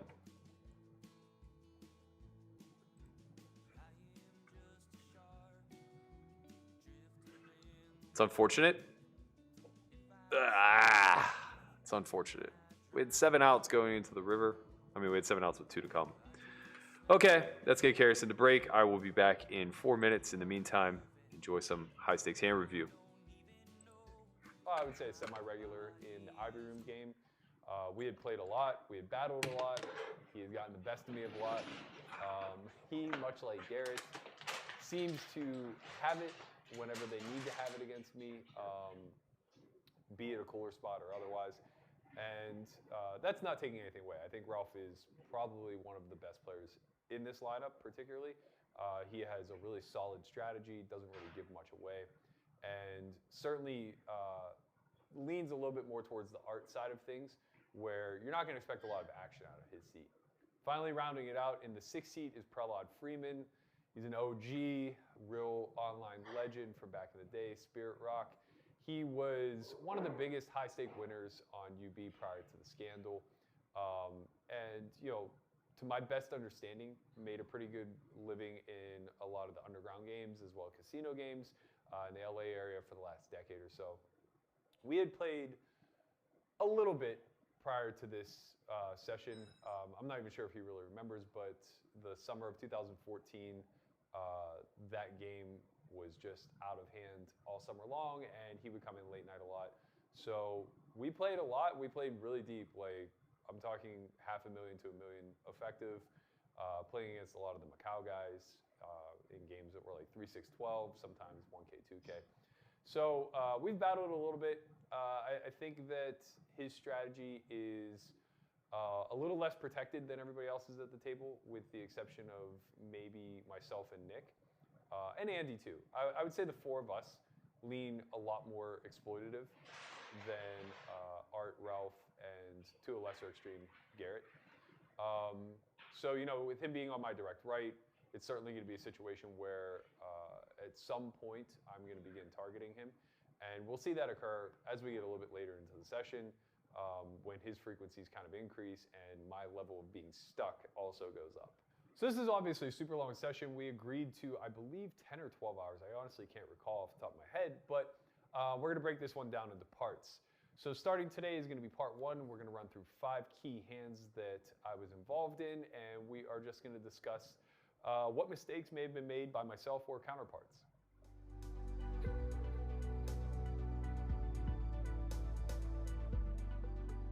Okay, hand 1. It's going to fold to me in the hijack, and I'm going to have 2 kings.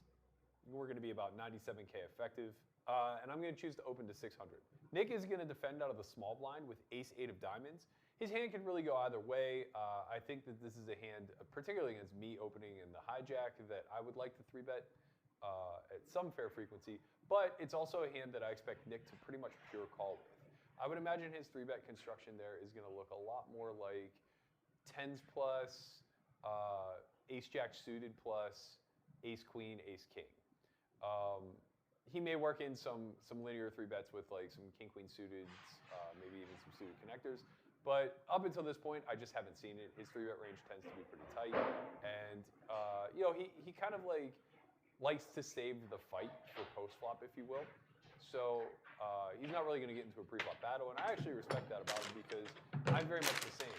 If I think that somebody like Ralph or Art has a massive pre-flop edge against me, if we start getting into a clicking war, I'm just going to start calling and hope that I can position them into portions of the game tree post where they're going to make perhaps big mistakes. All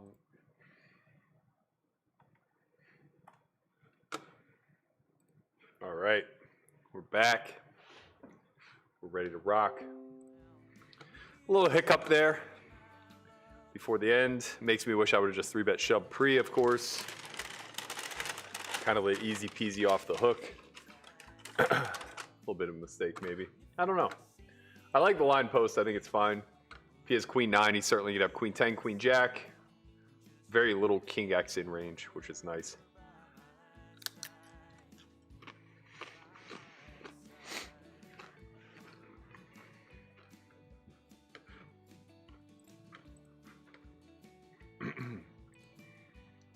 Re-entry is now over.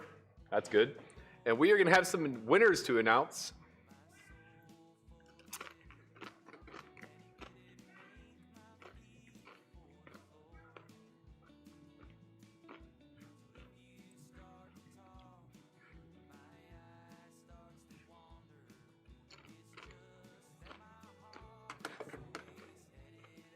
Hi, Kat.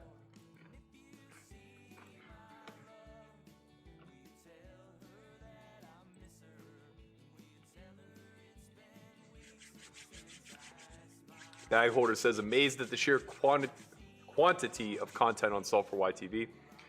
Thanks, man. We're kind of in hibernation right now, only releasing new content once a week. But once we get to the first of the year, when things kind of calm down a bit, I think we'll be releasing content 5 or 6 times a week again. Back to the more usual high production standards that you're all accustomed to. David Trask says, Berkey, I appreciate you've been watching the last few weeks. Thank you, sir. I appreciate you for watching. Finally out of the reentry period in the $500, or as I like to refer to it as the 3K. We have 1.5 starting stacks, so we did okay.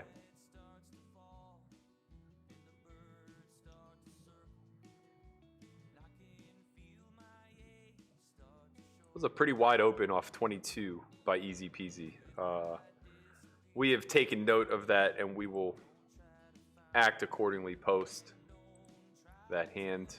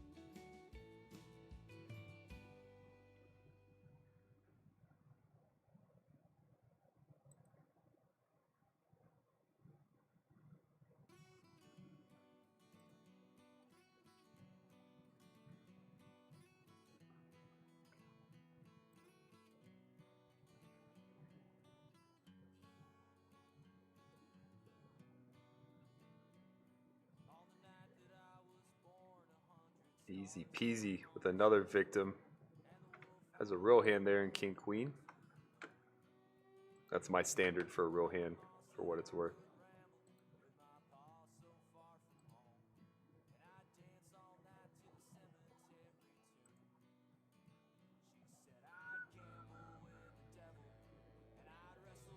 Oh, sorry guys. I'll turn the volume of these videos up on break. I keep it low so that the music isn't overpowering, but I forget to change it on break. My bad.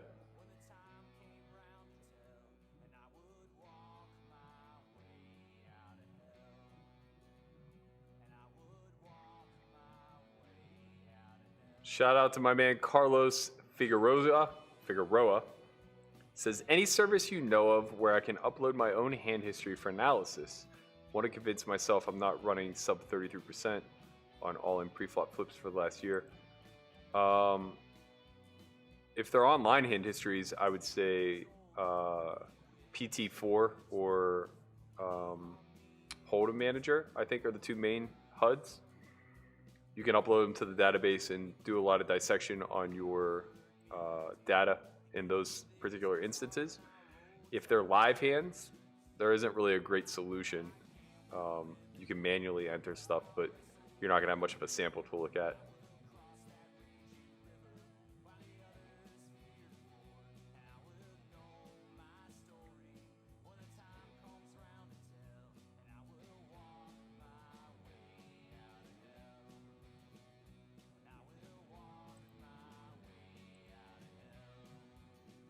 Berkey, how is Sammy Farha? No idea. Never met him, never played with him.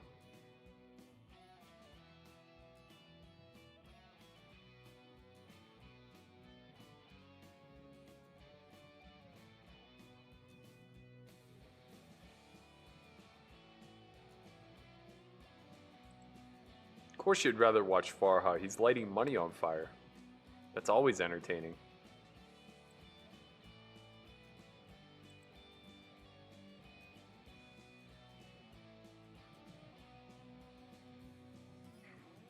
Focus on poker, not songing. Bro, get your fucking shit together, man. Hey, Berkey, when do you see yourself playing it live at the bike again? I don't know. Maybe never.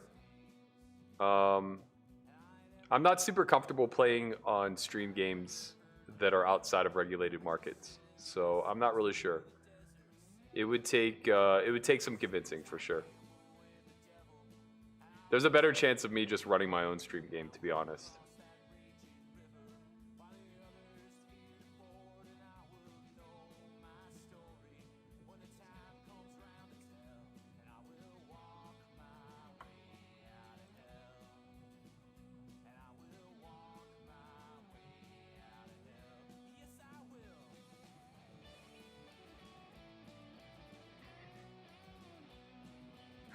Oh man, Cult Fiction might be my new favorite account. You're not Conway Tweety. Oh man, I love it.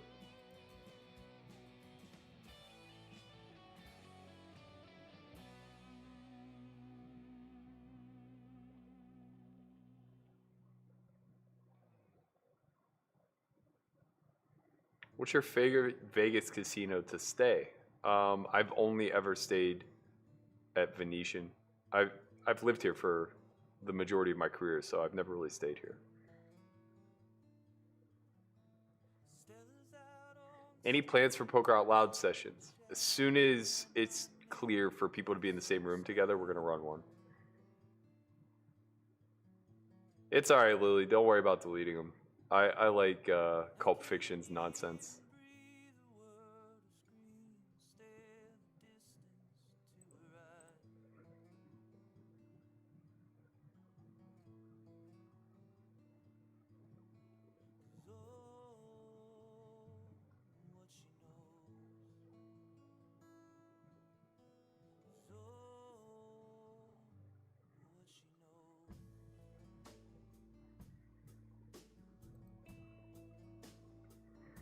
Super short in the $500 aka 3K. We hit that 816 level and didn't accumulate any chips, so now we have 8 blinds. Pretty frustrating.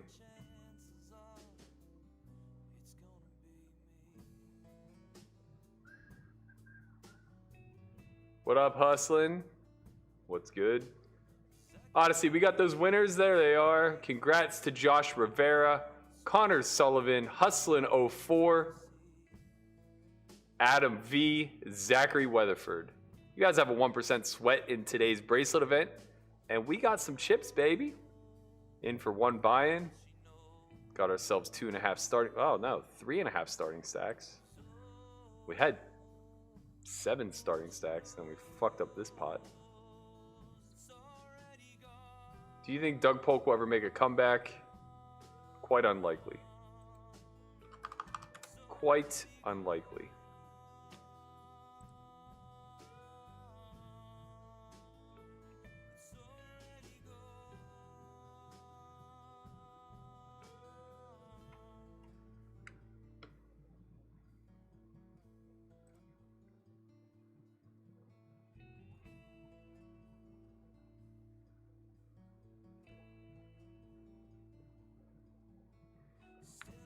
This is a board where we would generally range bet. Given the way that we lock down the board, as far as backdoors and things like that go, I think we just want to check this hand and try to get 2 streets of value on the turn. Mila Kunis is nice. I just picked up this whole what girls are attractive conversation.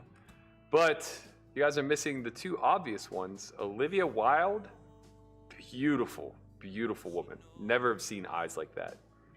And Olivia Munn, she's exotic sexy.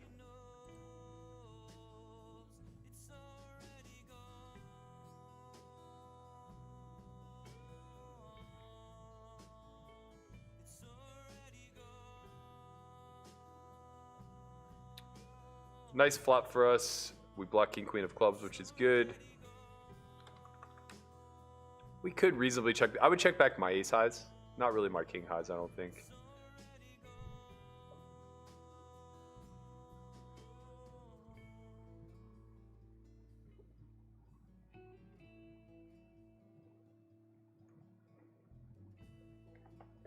This is a good check raise by him. My c-bet's probably too wide on this texture in general if I'm range betting. He obviously has way too many check raises as well, as this isn't a high check raise frequency. But when I have no hearts, no pair, no draw, etc., I will just be giving it up. That's a big reason why I would check back my ace highs, because they would feel inclined to bet call. All my pairs are going to call there, my draws, my backdoors, etc.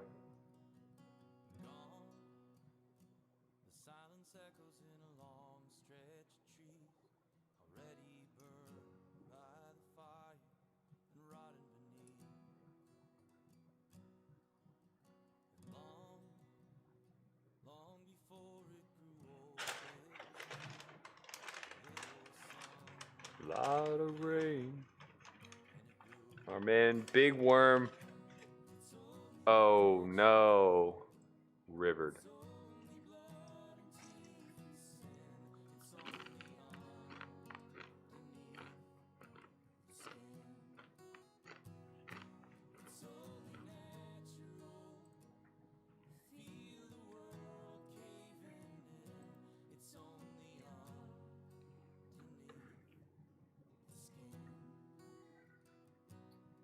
We have to let that go.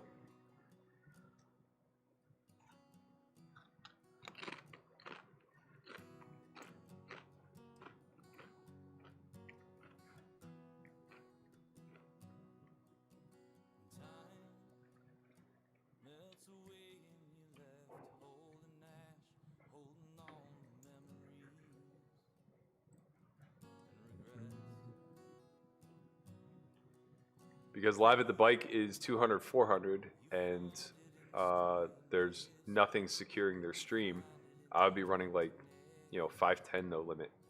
There's far less risk.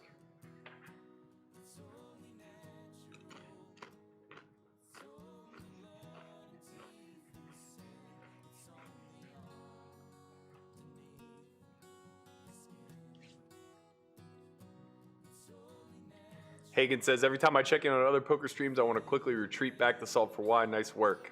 I love to hear it, man.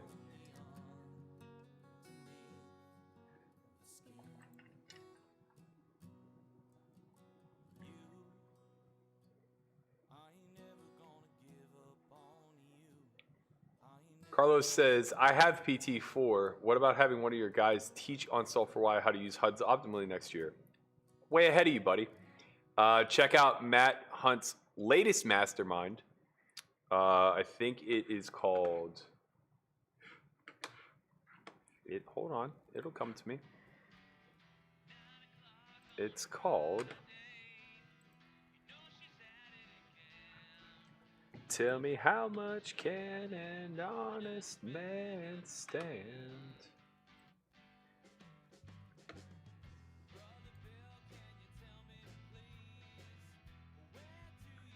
How HUDs really work.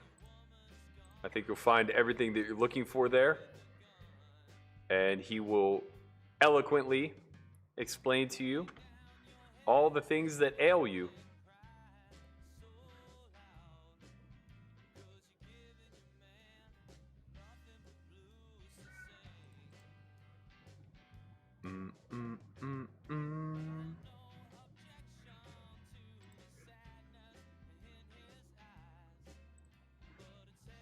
So again, we want to be super aggro this level. We need to get to the point of having 70 or 80K for the next level. This is unfortunate. I think we're going to be priced into a call. We're live. We're dead. We are dead.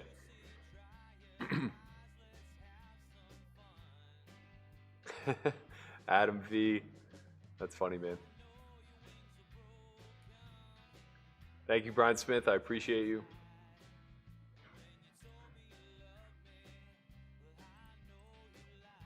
What has been your favorite grind throughout your poker career? Online tourneys, online cash, or live tournaments? Definitely high stakes cash. Getting to play in Ivy's room was an absolute pleasure. Nothing but blues to sing.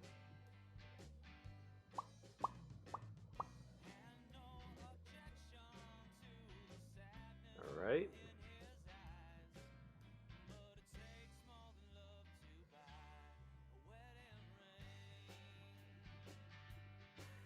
Liam says, Burke, during your 2010 main event run, do you wish you played or did anything differently?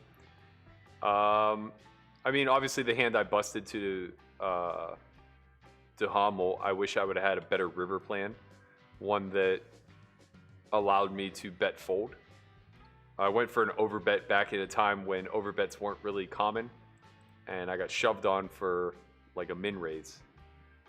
And, I just decided my hand was way too good with trips. Unfortunately, he had turned the full house, and the rest is history. Looking back on it, I would like to bet something like half pot and then just fold the shove, leaving myself with like 30 bigs. You have to understand, I was top 10 in chips when that hand went down. It was a pretty brutal spot. Even when I got shoved on, I could have folded and still had like 15 bigs. A wedding ring.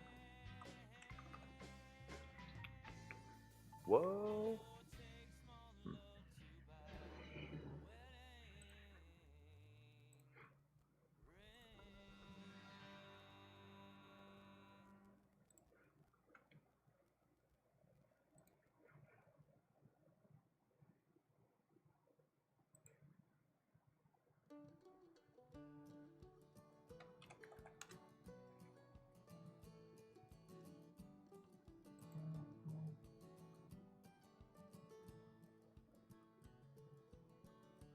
It's a very awkward hand that we are currently engaged in.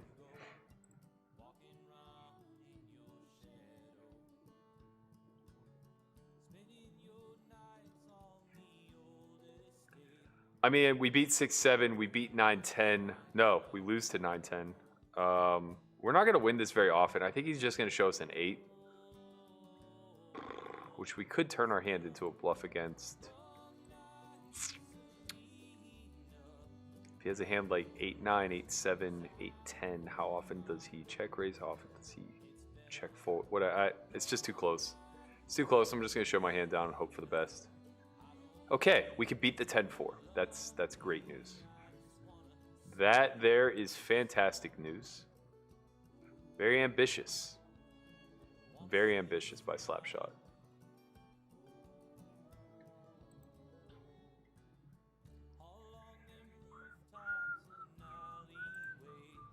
Hugo, walking around in your shadows.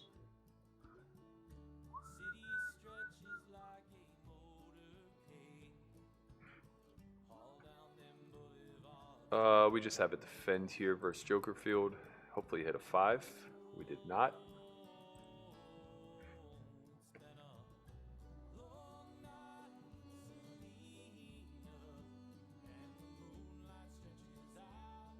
Will you guys ever do an app for S4Y TV?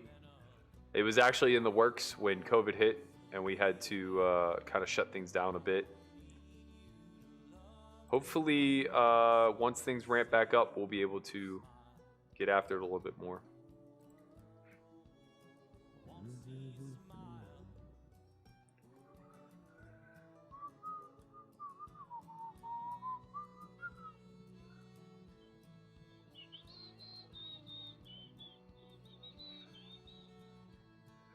I don't think we can get called by worse. I mean, we could really attack ace high here and hope for the best, but not going to do it. Adam Quinn says, D-Negs rags on your music, Berkey. I don't care. I don't care. He doesn't even play music, does he? He streams for an hour a day. Like, he doesn't get any room to talk about anything. Big Daddy Cool says, Matt, my little cousin is Kristen Bicknell. What do you think of her game? I love Kristen. I've known her since I very first started playing. I actually met her back in 2014 at 2014, Jesus. 2004, way back in the Turning Stone days when all of us young bucks used to go up there. I think I was 21 and she might have been like 19 at the time. We played a lot of cash together. She was always great. She was very solid, very respectful. She was known as the Canadian girl. That was the only way we really knew her. Her and her boyfriend at the time used to always come and grind those games. I was really happy to see her, turn her career into something so prosperous.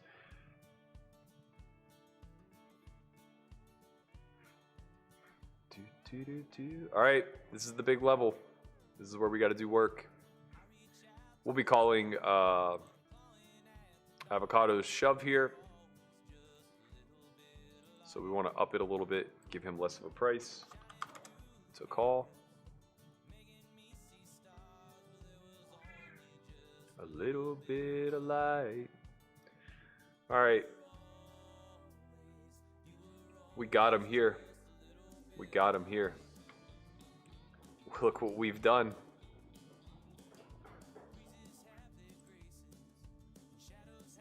Look at what we've done. The chaos has ensued. Oh, God. Oh, God. Oh, God. Why? This was the 3K 500 that we got absolutely crushed for. What the fuck? What did we do to deserve this?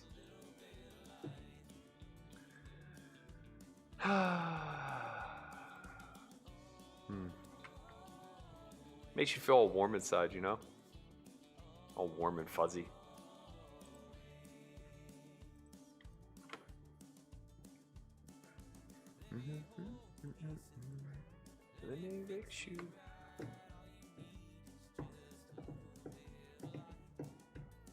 Polk has 300K YouTube subscribers, lots of money there alone. You don't make any money on YouTube. If you're thinking of starting a channel to make money, think again. 1 million views earns you like, I think $1,000, maybe.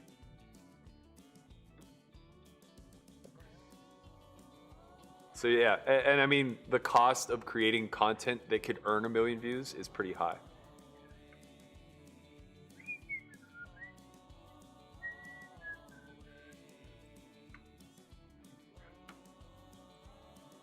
Man, that 500 was frustrating, huh?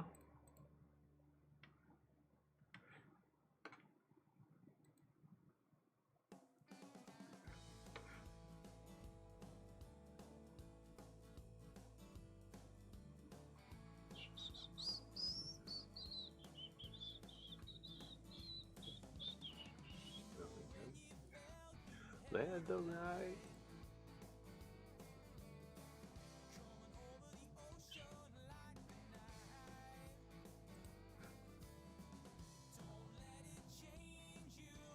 Hello, birdies.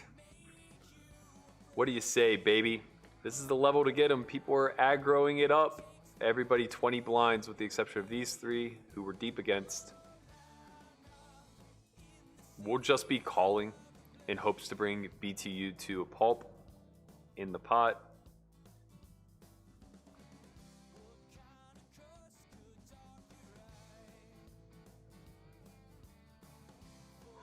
I mean, we could just reshove since it's only a click anyway, but he could assume that we make errors. Sometimes he's just going to have like queens or jacks and not know what to do.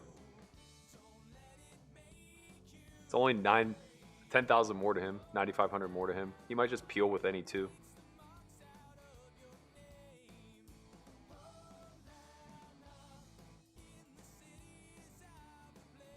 I mean, New Jersey is more densely populated than Nevada, so they should win all competitions.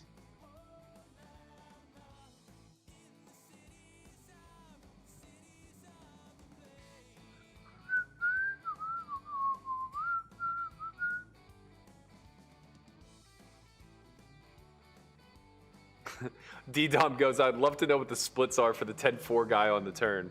I think it's if you turn a club, you barrel. All right, let's hold. Heart. Heart. Okay. Okay. Let's go. One aces gets cracked, the other ones gets rewarded. Let's do it. Back to where we were. 72K and fighting.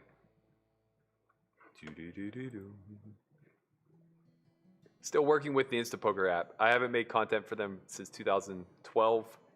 I wouldn't trust anything that I put out then, as strategy has evolved a ton.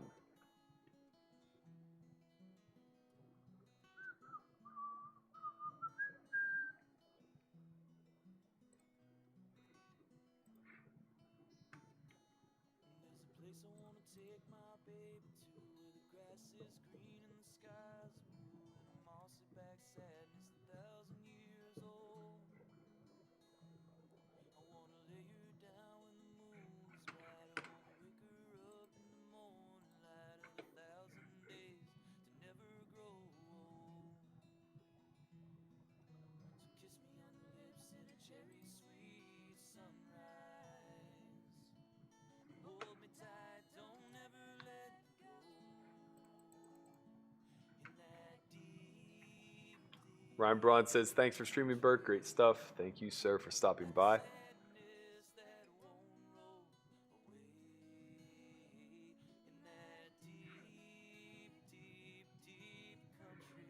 Interesting spot.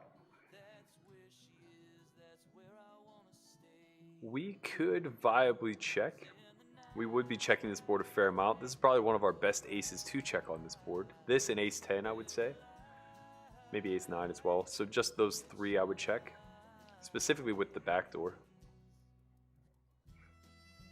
King turn, this is good. It'll hit him, give him some call downs.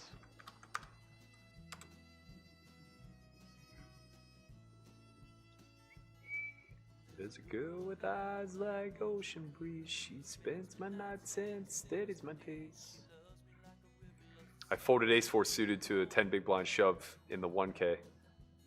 Kings woke up behind me and called. The shover had king-jack. Just comes ace-4. So sad. So sad.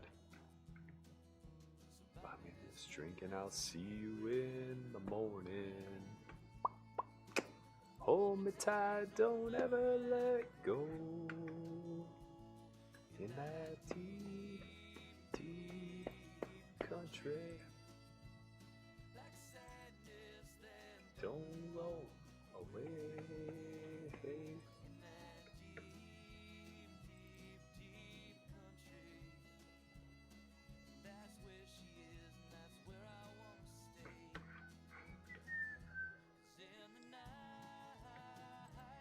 Over her eyes.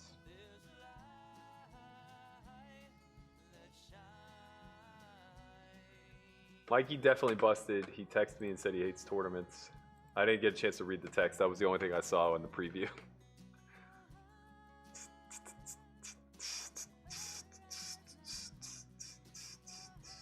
I would do anything.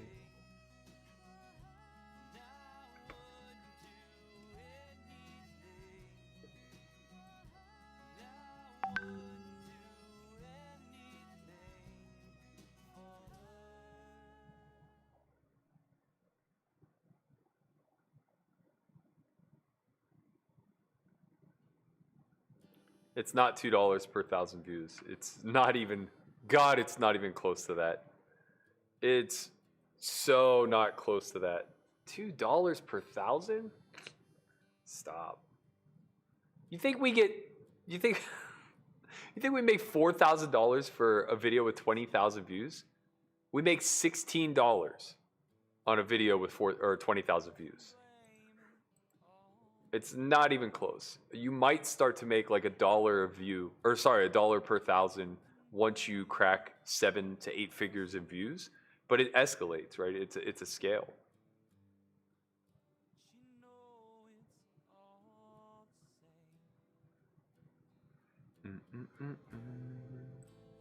My man Ginder222, we play a lot of cash together. He's a spicy fellow. Fly away.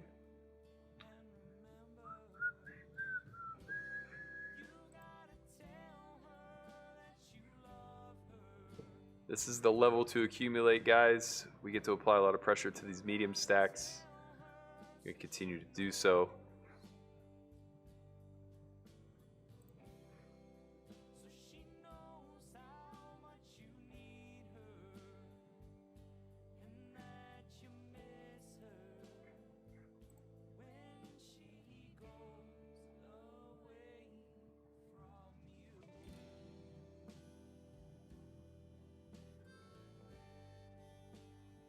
Hello. Oh, hello. Look at what we've done here.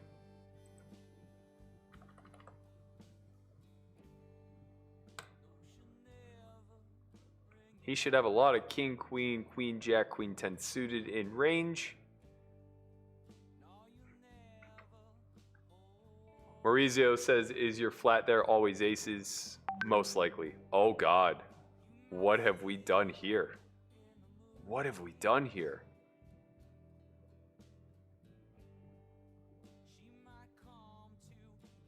I think we bet small again.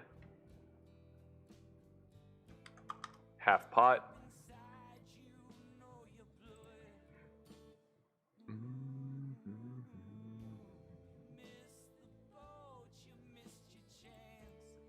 to really tell her. No, I'm definitely imbalanced there, Bish. It's definitely just aces. But whatever, I don't lose anything by doing that. I'm laying him a good price if he wants to try to crack aces with some hand.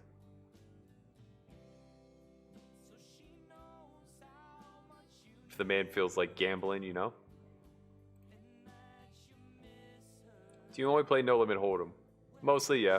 I play like shorthanded PLO every once in a while, but not often. I dabbled with short deck for a while, but I won more than I could ever imagine. Oh my god, guys, we got check raised. We got check raised. We have the 8. Oh god. Oh god, let's go.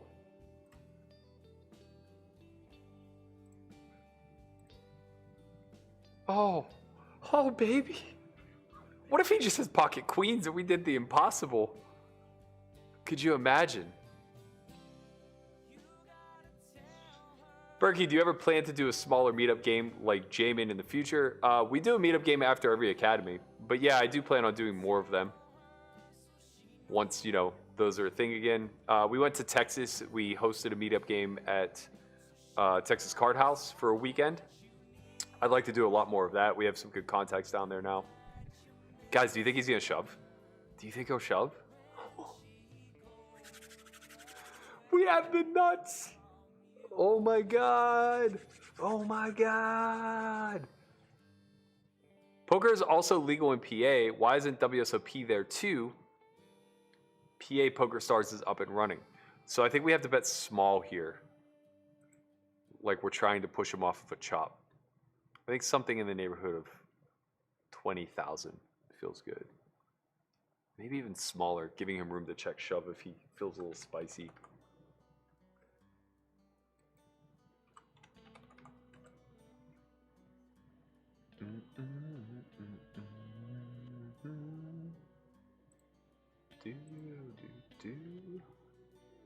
Hi, well, we won the maximum. I mean, he obviously just had nothing. Yo, Pentatonics is fire. Robin, that is a great shout out right there. Pentatonics, let's go. I used to love The Voice. It was this a cappella show that was on NBC hosted by Nick Lachey. And Ben Folds Fives was one of the judges. And oh my God, one of my biggest crushes ever. Man, why I'm gonna fuck up her name. It's Nicole from the Pussycat Dolls, but I can't think of how to pronounce her last name. Nicole Schlesinger, whatever. Beautiful woman, just drop dead gorgeous. We're gonna have to let this one go. We've been getting a lot through. What's not there? Anyway, the entire show just put a cappella groups on display, and I was just enamored by it. I loved every bit of it. Pentatonics was one of the winners. This group called Home Away?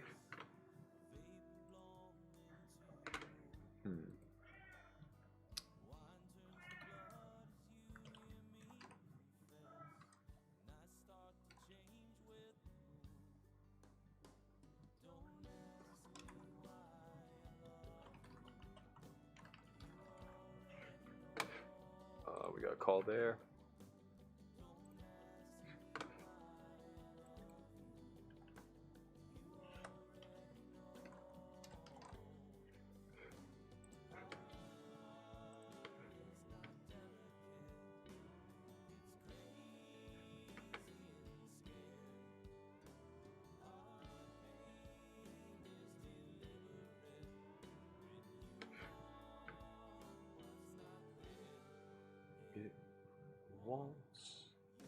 I don't think we can bet. We're just going to lose this hand. It's very unfortunate. Who's your NFL team, Berkey? It is the Steelers, of course. Yo, he opened some shit in the cutoff, man. We're gonna start punishing. Come on, Chance. Come on. Good boy. Good boy. Where are you going?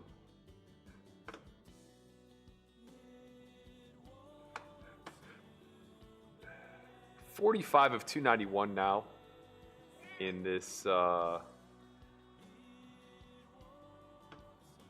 bracelet event. We like that. It's nice.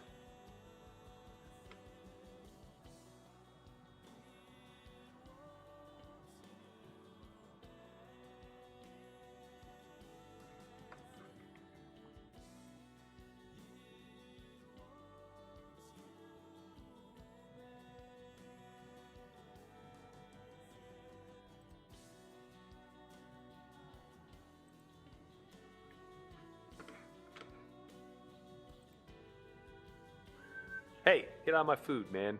Come here.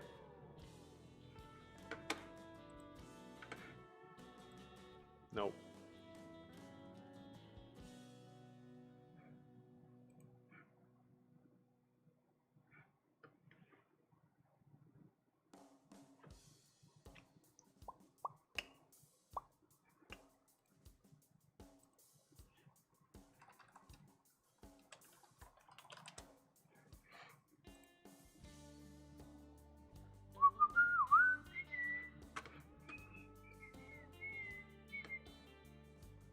Come on.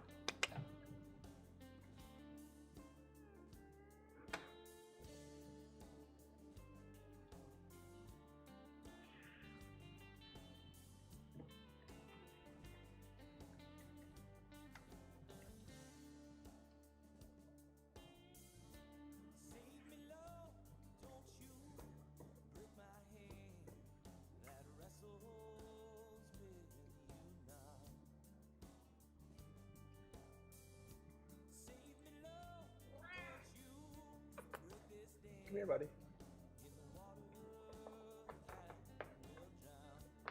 What are you doing? Come on. No, don't play with that. Come on. Every fucking time. Come on, man.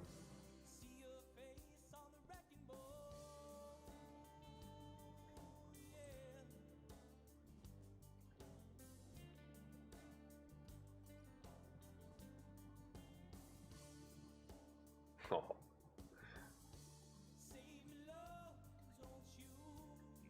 Come on.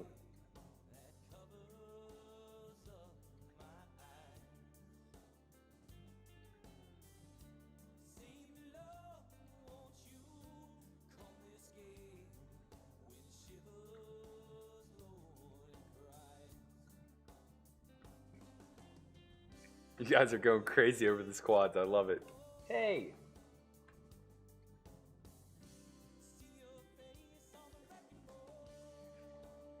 Oh, hello.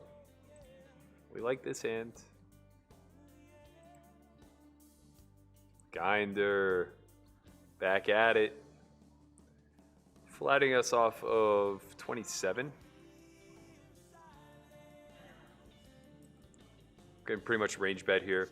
Our hand functions okay as a check call, to be quite honest, but it's fine to bet too. It's a pretty strong holding.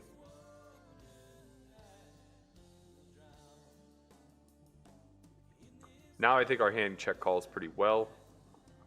We would have a lot of check shoves here.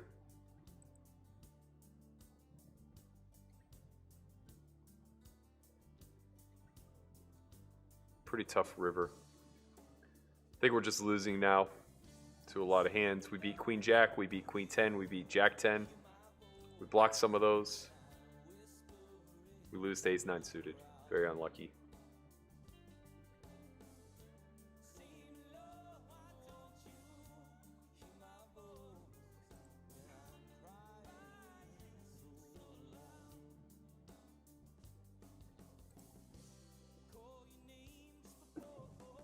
Home free, that's what they were called. Yes.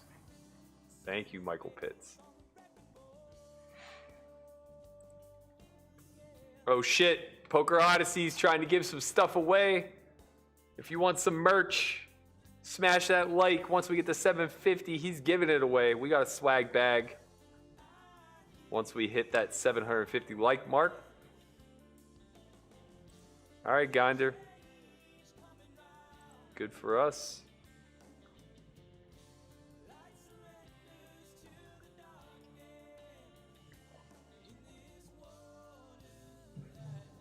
Third pot, pretty standard. No reason to do anything but call. 10 will give him equity when he doesn't already have us beaten. So we should face about half pot here.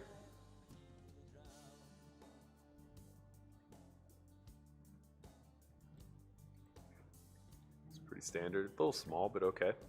This reeks of ace X or 10X.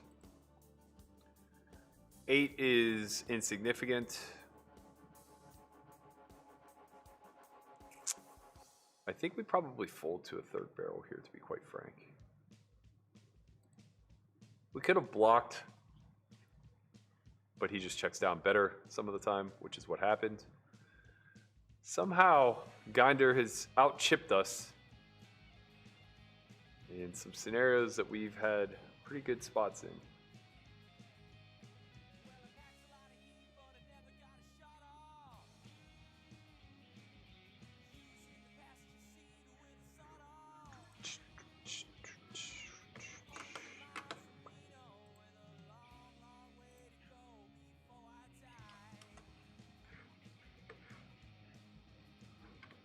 What would you tell the younger Burke about approaching pro poker?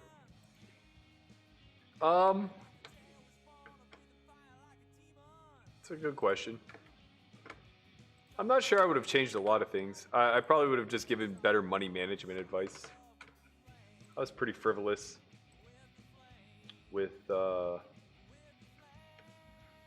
my desire to get after it. Pretty good flop here.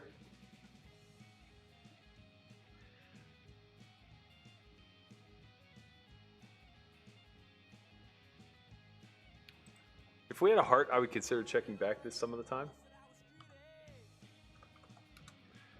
We like to big bet this board. Our opponent's gonna have a lot of continues. Our hand's pretty vulnerable.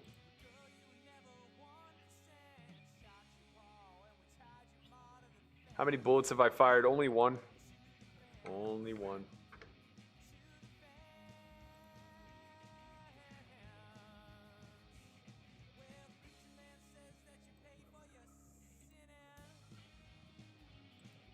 Cross the River Jordan where the dead meet the living.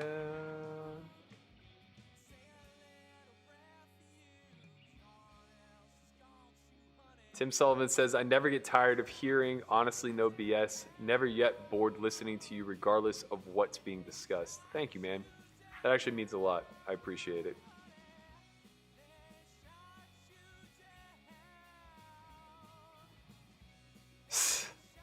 We've Got Company says, I literally just got traded to the Bucks in MLB The Show, Road to the Show, trying to win a chip. I see you, man. Good luck. They're in a rebuilding decade.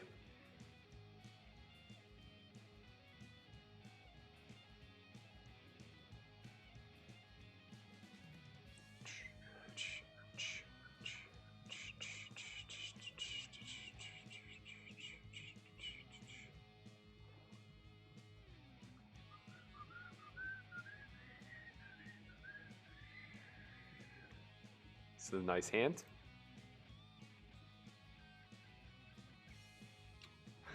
When's the next Social Genius stream? That's the Chin Show, correct? You gotta ask him, man. I don't know. I can't get the kid in the hot chair.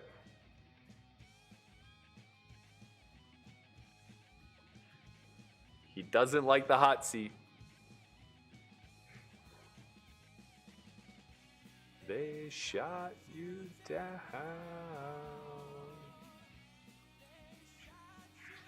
Man, I have cat hair all over me now.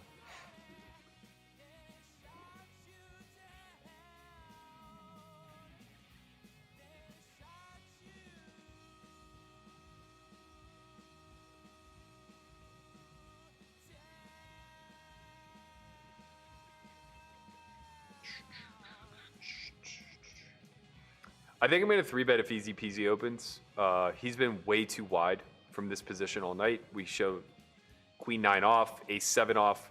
This hand functions as a pretty standard defend, especially at these depths where we have 25. But with that said, we can put him to a real decision by just making it 7 blinds. And we just fold to a shove. We're not giving up much equity there. We block a lot of his shoving range.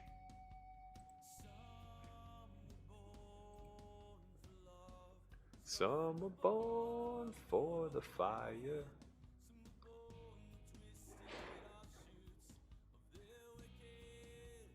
Matt, we should have Hunt on the stream next time there's a PLO event. Maybe he can play some Hold'em tournaments on WSOP or ACR. Yeah, he hasn't been playing much at all, so would have to light a fire under him to give him the desire.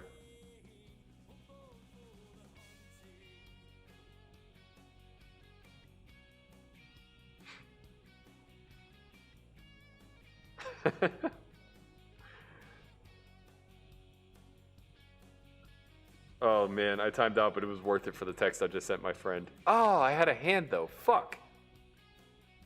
I made a boo-boo. One of my best friends from high school just texted me. He recently went through a divorce, and he's back in the dating scene. And he goes, "Hey, do you give your number out easily on Tinder? I mean, it seems pretty weird after only exchanging like 4 sentences with somebody." I go, "Yeah, of course, man. How else are you gonna send them a dick pic? Obviously, you got to give them your number." I'm kidding, obviously, but he's a little behind the times, you know. The kid hasn't dated since he was 17, so I think I got to give him a little shock into 2020. We're born for the hunt.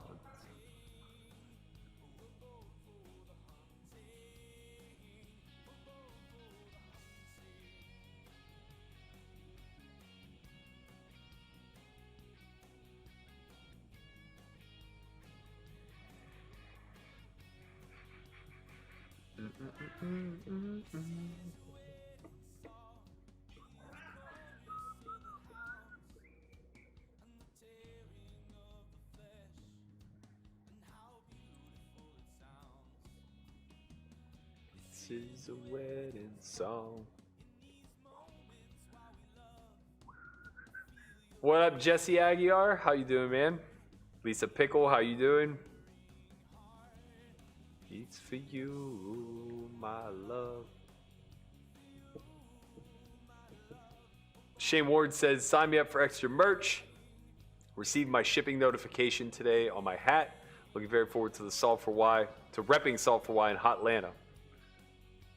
Thank you, sir, for purchasing some merch. Can't wait to get these Alpha Rec hoodies made. We're starting an interest list. Josh Bell is a beast.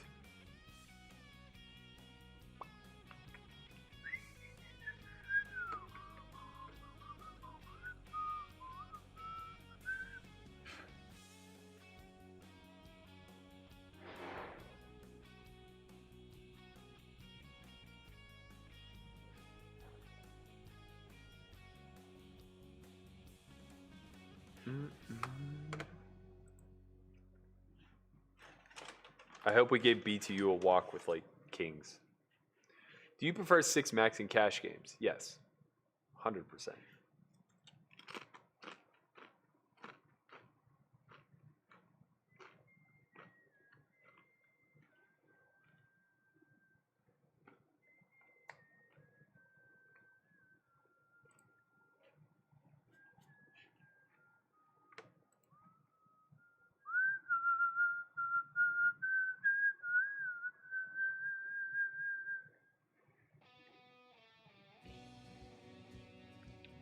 That Chris Archer trade, oof. Yeah, indeed. There are 254 left, 206 get paid. So we're still a little ways away from the bubble, but we're in a good situation to take advantage of it for sure. This is a big event, 170,000 up top.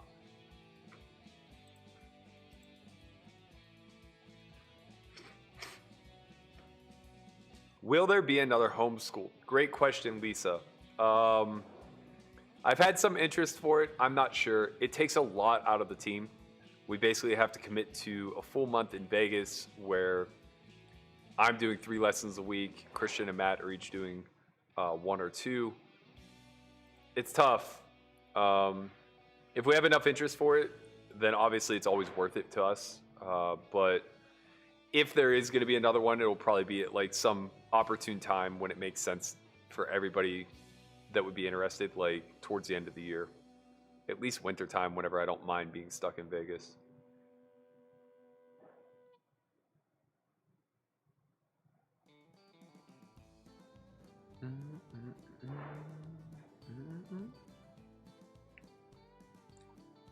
Brett McNary says, you have a great demeanor and attitude, so I let your town's myopic choice in music slide, but I do listen to them now because of you.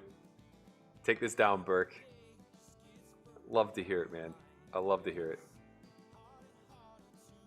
So a nice hand. We'll be calling slap shots all in. Should he shove? I think we'd have reshoved on either one of these two if they open. Not easy peasy, but Joker filled for sure. Good luck, us. Let's go. Hold.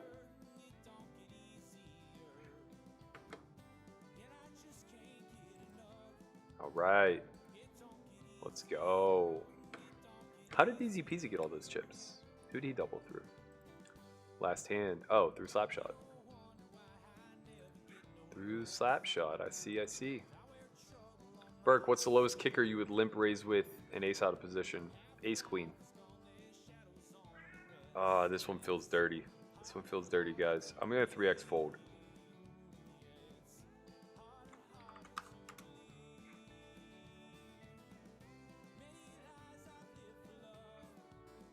What position of how many is Burke right now? I'm 48 of 247.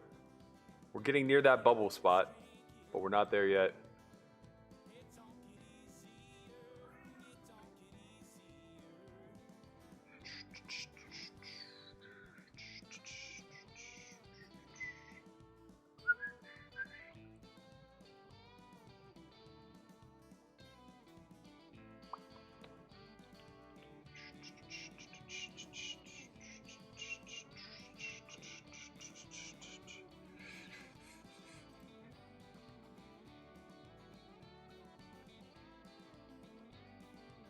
Hey, Berkey, Sapshot 1085 is streaming. I think we just lost him. I just busted him. Sorry. Many lives I live for love.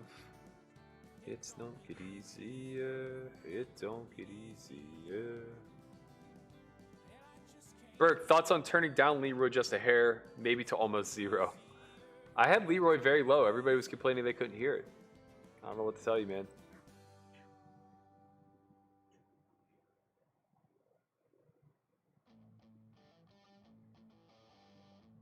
Thank you, Odyssey, or Lily. Thank you, Lily. Pulp Fiction.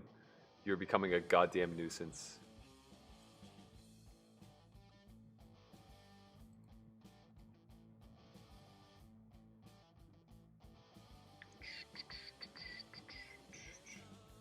Wreck tonight on a...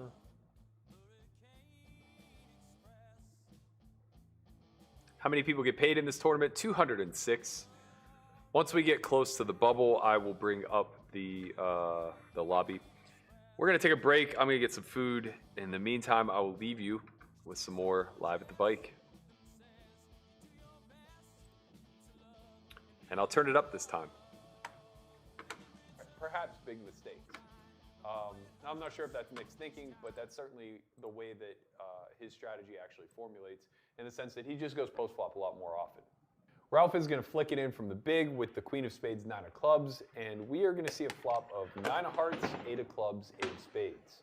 Not a fantastic flop for my hand, particularly multi-way. It's one of those situations where I effectively am way ahead, way behind, but there's enough equity available to the pool that I could extract value from a lot of no-pair hands.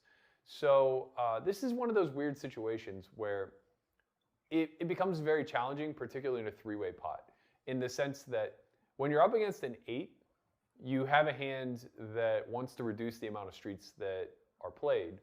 But when you are up against equity, you obviously want to front load as much of the value that you can garner as possible. Now, effectively what this breaks down to is that I imagine between the two ranges that I'm up against, I'm going to face some inelasticity. So I would expect to get 2 folds almost never on this texture, which means that I'm just not going to be betting it at a super high frequency in a three-way pot. My bluffs just aren't going to function extremely well, so I have to be particular about how I choose them. I'm going to choose hands that block nuts, as well as have redraws to good hands. So things along the lines of Jack 10, Queen Jack, as well as hands like 7-6, which will block 8-7 suited, 8-6 suited. Perhaps, yeah, I guess like really Jack 10 would be the only other one that's going to block some 8s. I guess I could choose some like suited Ace X, perhaps like Ace 10 or Ace 7 with a backdoor nut flush draw. That again is going to block some of my opponent's 8x. So since I'm so restricted with what the bottom of my range is going to consist of, I also have to recognize now that my top of range is relatively constricted as well. I can't really begin to pull out if I'm choosing a lot of one pair hands. So the more often I'm betting a hand like 9x, pocket 10s, even hands like 6s, 7s, 5s for denial's sake, the smaller I have to choose my bet size to be in order to make up for the slight imbalance that I have. And I just don't think that's going to function very well against two ranges. So instead, I'm going to choose to bet less frequently and bet for a larger size whenever I do choose to bet, something more in the neighborhood of like half to 2/3 pot. Now, kings obviously falls at the bottom end of value hands I could begin to choose to bet here with. And I think if the roles were reversed, where Ralph were in the small blind and Nick were in the big, I'd be more inclined to bet here. Reason being is that in that particular situation, Ralph's range would be a lot more defined to me. And I think that I would be able to defend pretty comfortably versus what he was choosing to check raise there. Whereas Nick would have the vast majority of the available 8x. And I expect him to slow play at a little bit higher frequency than Ralph. I also would expect him to maybe shut down after pulling check raises if he does in fact have bluffs. If he doesn't have bluffs, then I kind of get to play comfortably in a clairvoyant type of way.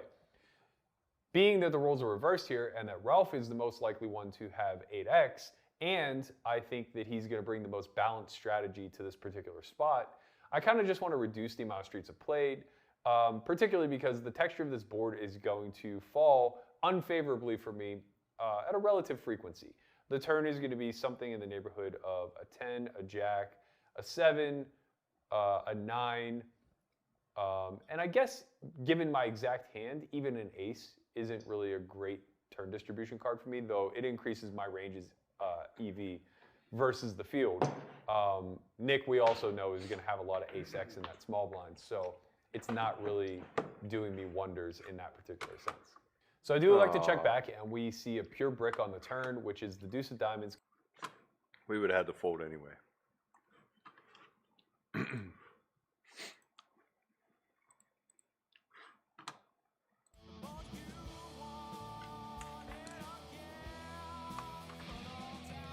It's kind of close. 1.5 to 1. I'm gonna pass.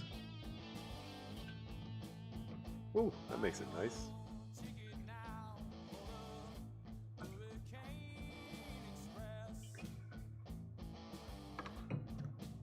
Oh, so the music's probably way too loud now. Let's tune that down. Yeah, we fought the world. There it is, the nuts. The nuggies. Hiya. That would have been a big one to gamble on, huh?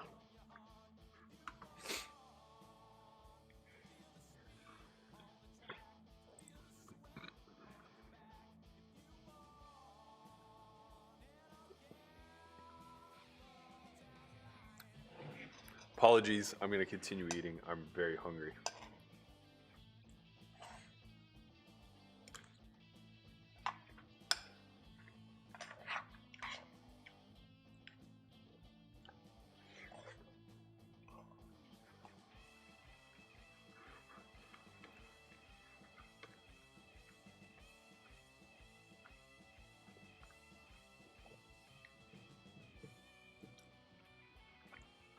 The one and only Landon Tice to my right.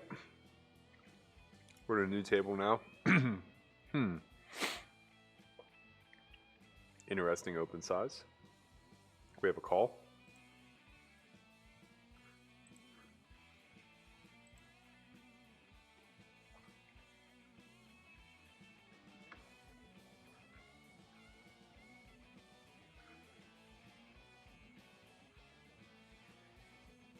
I think we have a call again. This card should go check, check a lot.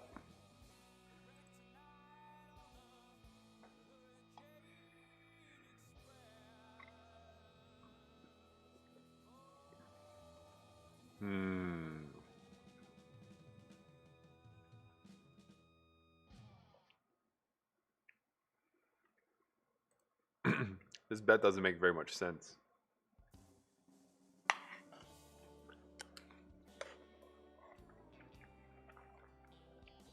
The sizing is very strange.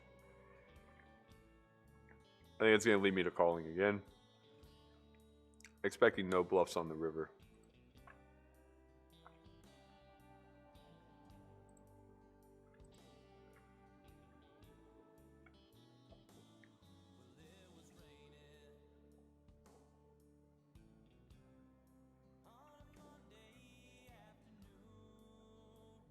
What on earth?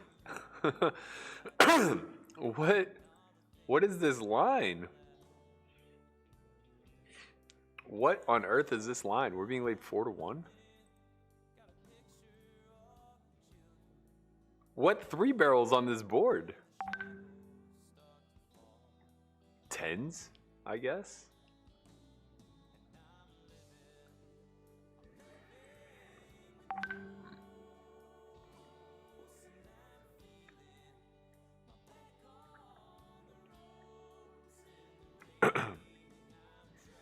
I mean, I gotta just look this up, I think. Wow. That hand should have just been all in at some point. She got the max.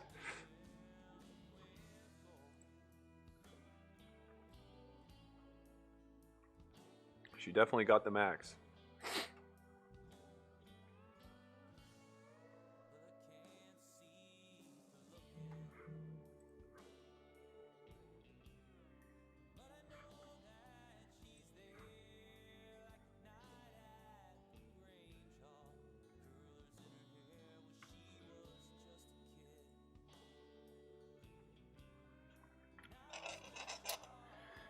Yeah.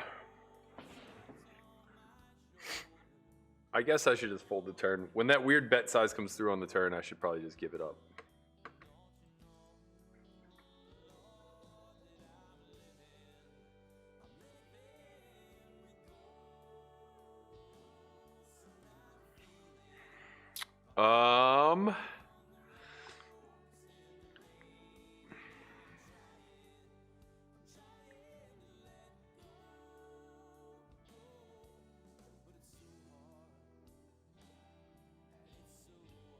I'm gonna make a tight fold here. It's just awkward if we get reshoved on. I don't think Landon's like super wide there. We busted the 1K. Ah, yeah. God damn. We just flop him dead. Well, at least he's gonna double. That's good.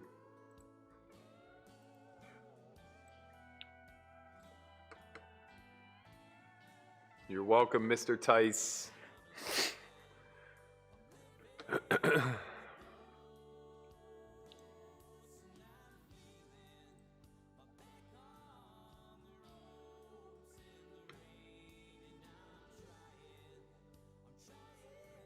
That's annoying.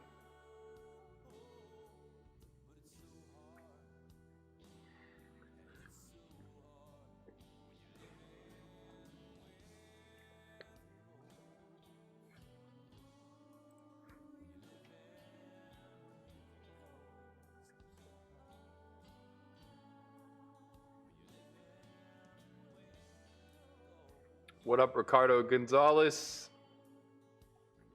What up, Craig? How you doing, man? Shout out to New Zealand.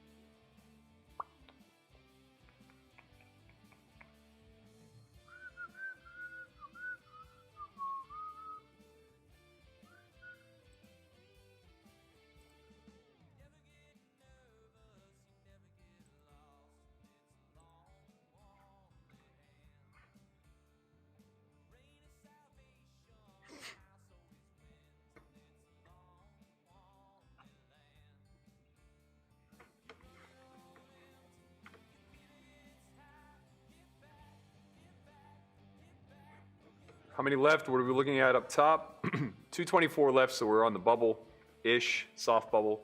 206 cash.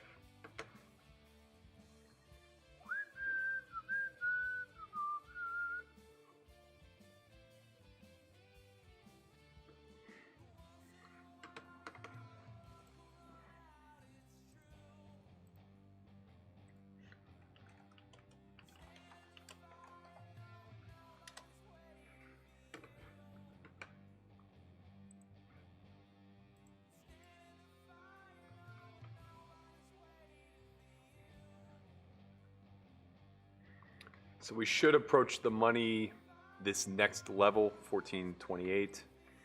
Kind of mad at myself for that hand with A7. Probably worth conserving the chips. It's a very weird line.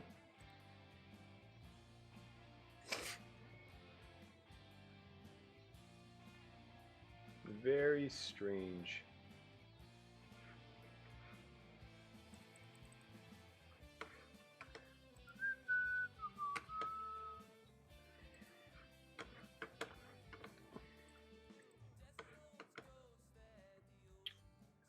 I'm now one tabling. Unfortunately, the 500 and the 1K did not go well. We're in for 5,000 between those two events. So we got to run deep in this one to get even for the day. No real wiggle room here with 20-ish.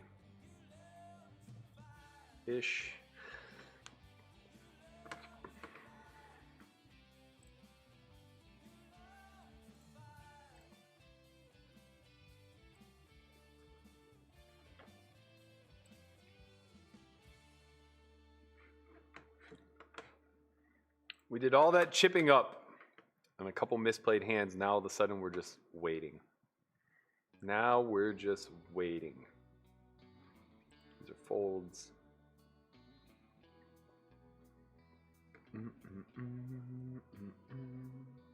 Dust bowl.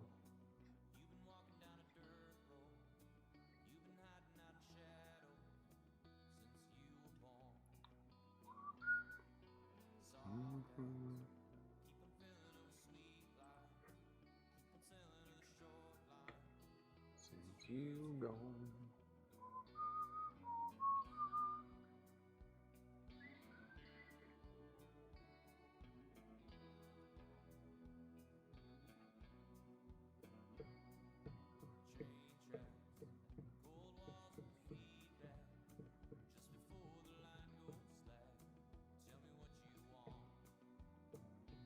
Kills in the D-bowl.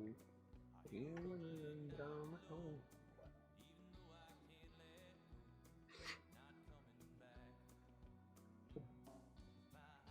Seen the glory of the coming of the night. 222 left. I'm gonna bring the lobby up for you all to see.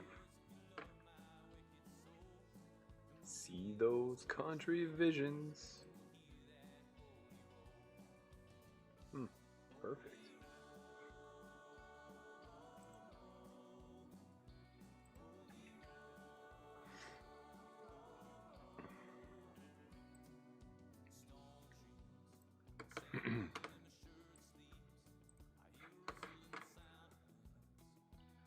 So we're looking at a min cash of 1,047. We are currently below average, 143 of 222. 206 players cash. And we're just out here grinding. We're doing work.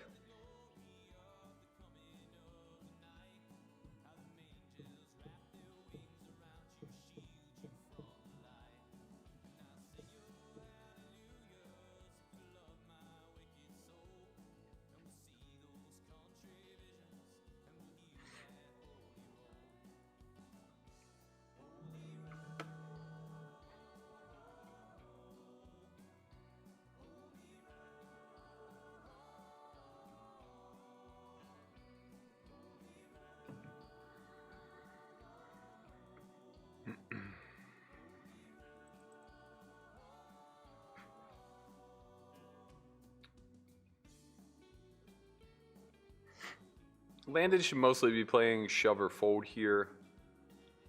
He could work in limps, but I'll also be playing push check.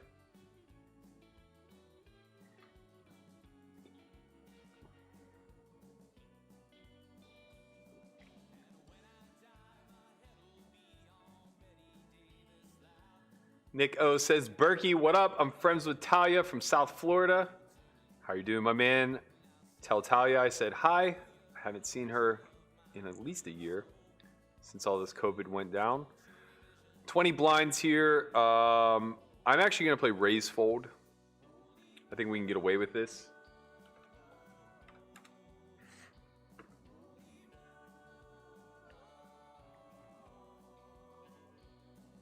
Call is very strange. Very unclear what hands would choose to call here. Even traps, I think, would prefer to shove. Could be king queen type holdings. Could be like ace x suited type holdings. We have to stab now that we delayed our bluff. The 10 is pretty favorable for us.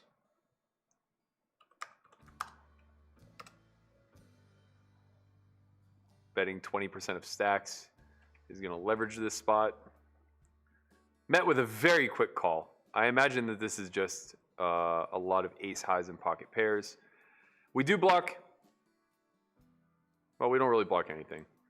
We have showdown value, so we're going to go ahead and check. I regret not betting flop, I guess. I don't really know. I really don't know. Okay, yeah, I regret betting flop. What the fuck is going on here? 10-9 offsuit? What the fuck is going on here? And how did they just turn to 10? Oh, yeah. I didn't want to bet flop and just get ripped on by a club draw and then like, I mean, I should just bet call off though. It's like, come on. How often are you really up against 7s plus in that type of dynamic? Just bet call, bro. Just bet call. You flop top pair with the king 6. What more could you really ask for? I got too cute. That's insane, by the way. Like, this guy gives 0 fucks about tournament life, the bubble, hand ranges. 0 fucks are given.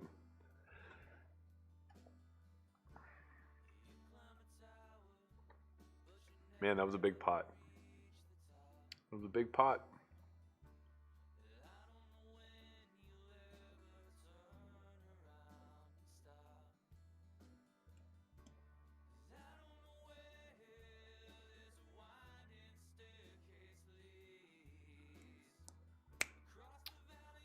This is a very aggravating place to be right now.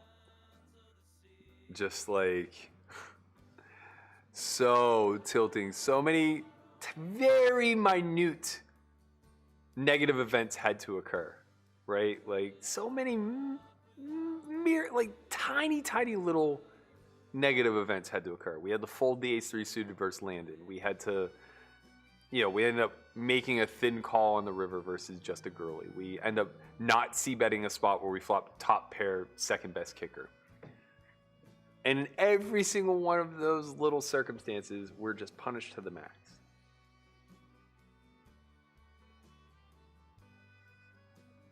Punished to the absolute max. So currently we are 8 out of the money. We're also facing a rather significant level jump from here to the next. There's merit to tanking our way there. It's really hard though in such a soft field. It's hard to not want to maintain as much playability as possible. It's just so frustrating. We had 110K. Same thing happened in the last one. Like we had all the chips on the bubble and then just a collection of negative events.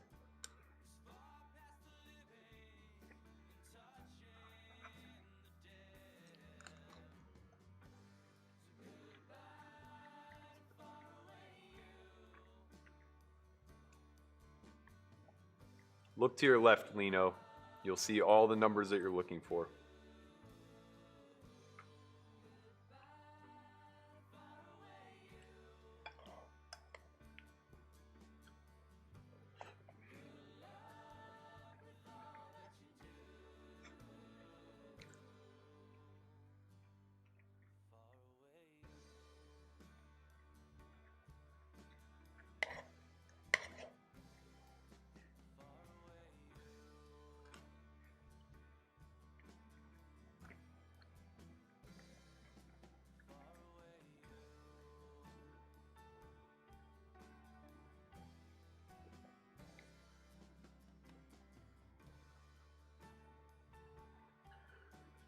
This is really hard not to open rip.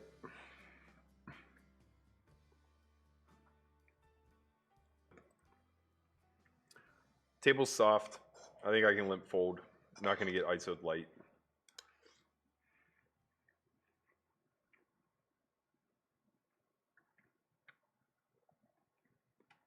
Richie Valen says, on the 8-8 versus a 7 hand, would Jack 10 have taken a similar line? I think Jack 10 would have been all in. Turn or river. I would expect a slightly larger bet on the turn and then all in on the river. I think 8-8 should take the same line as Jack 10. It felt like she was just like hedging about the times that she runs into 5-6, I guess. I don't know. Good flop for us.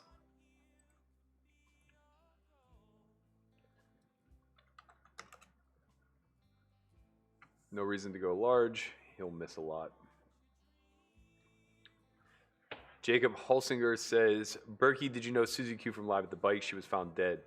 I didn't know her, but I saw the Poker News article. Tragic. It seems like there was a lot of foul play, I guess. I don't want to speculate. I don't know anything, so. Ooh.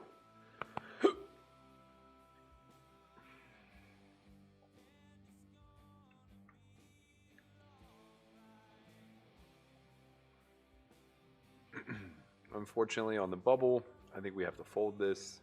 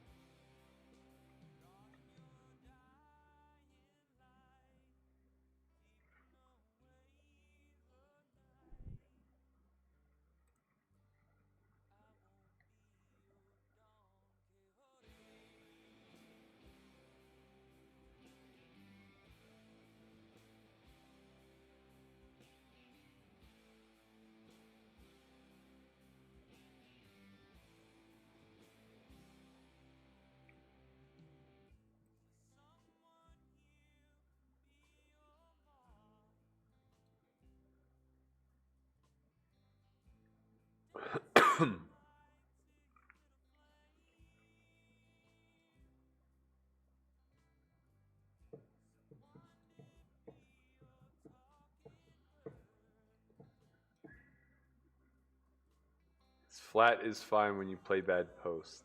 Sure. Sure. 18 big blinds effective. Calling 9-10 off is pretty standard facing a 3x.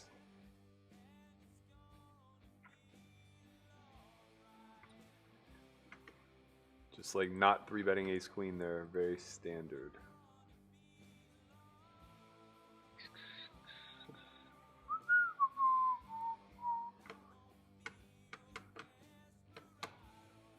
If it folds to me, I actually can take this spot.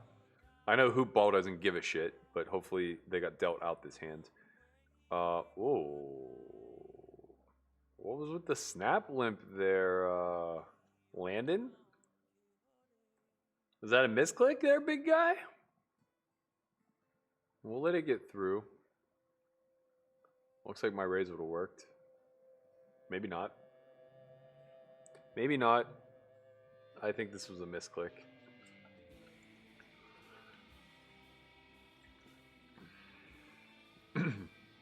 Either that or else he's going to try to tank and see if we can get to the bubble.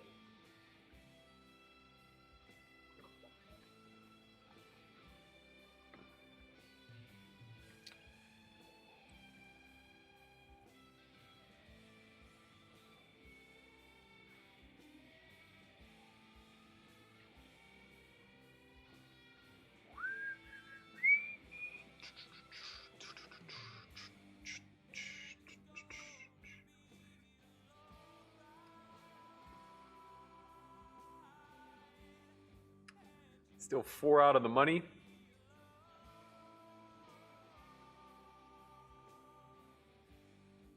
It's basically going to exhaust my free time every chance I get.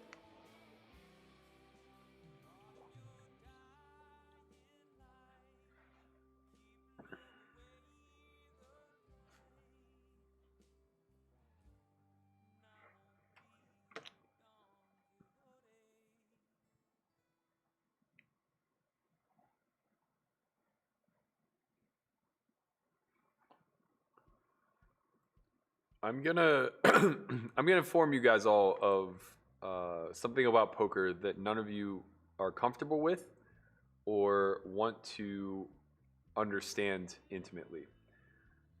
The fact of the matter is, when hold on, let me address what Caleb's saying.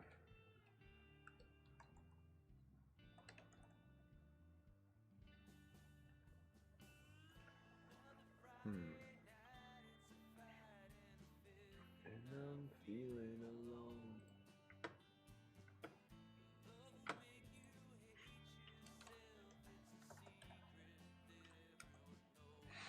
alone. The fact of the matter is, what you all measure as being good or bad play is largely rooted in results. So when a strong hand gets shown down, after you called with a weak hand, you're of the impression that you made a bad play. But the reality is that the only thing that dictates if a play is good or bad is the price that's being laid and the likelihood that your hand will win according to said price. So when somebody bets 1/4 pot, or she might have even bet less than that, it may have been 1/5 pot.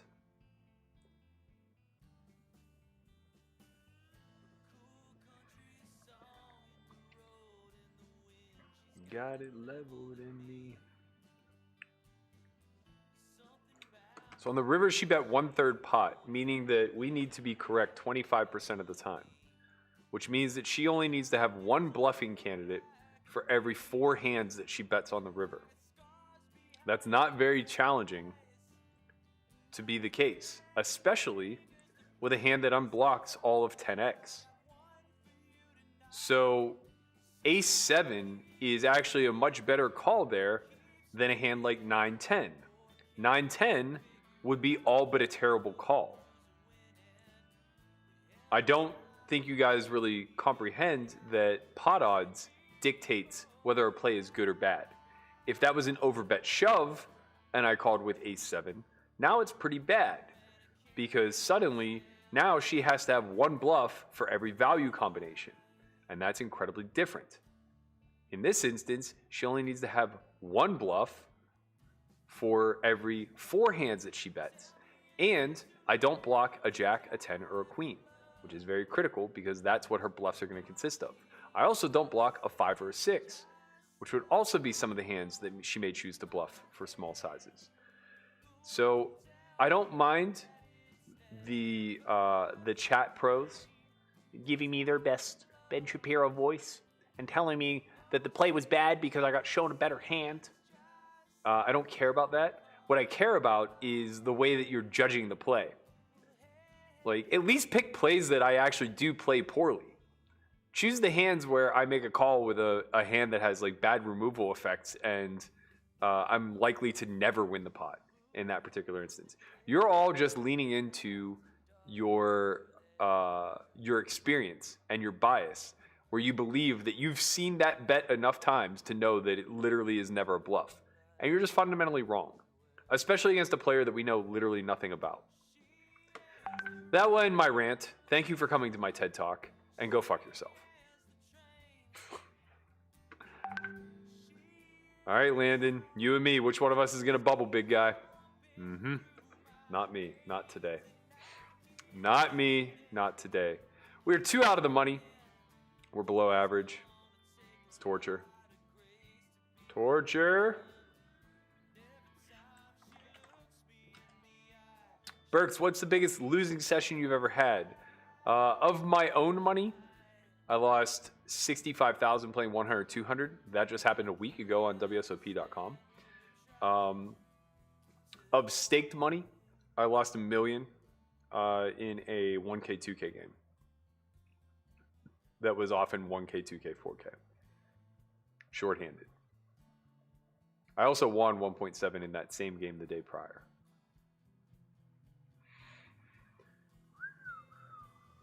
$750 likes and we give away some swag. There are 2,087 of you watching. Smash it. Don't hesitate. Don't be scared. You could win too. Go on and tell me.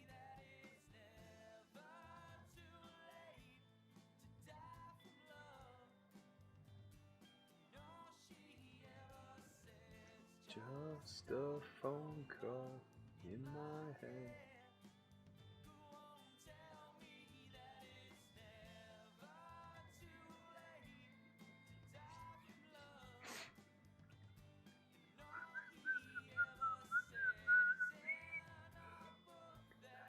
I once read.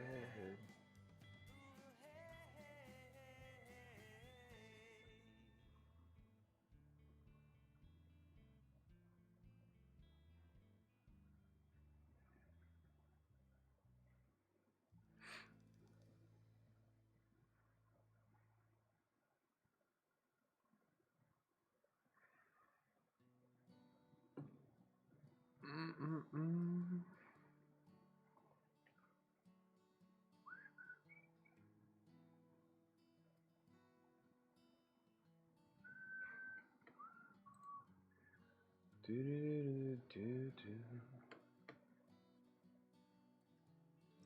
KZ Killer says, I hit the thumbs up button like 3.5 hours ago. We appreciate you for that, no man.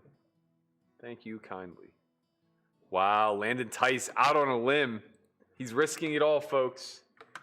He's going to scoop.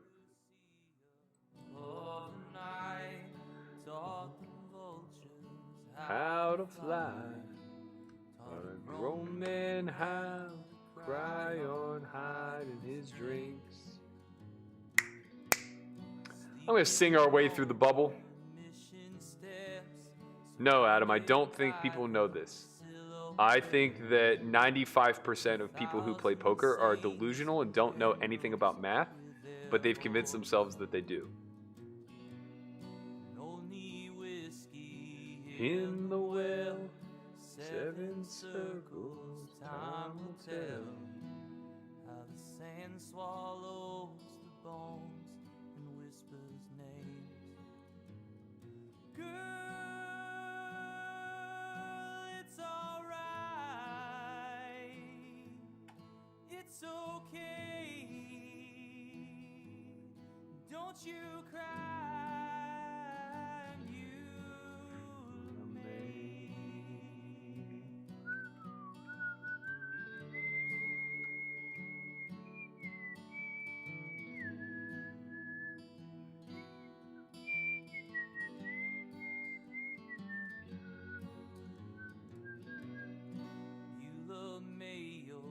Dresses torn, like the faces you have worn. Still 2 out of the money. I think we can go for it here. No reason to shove. We force them into a difficult spot.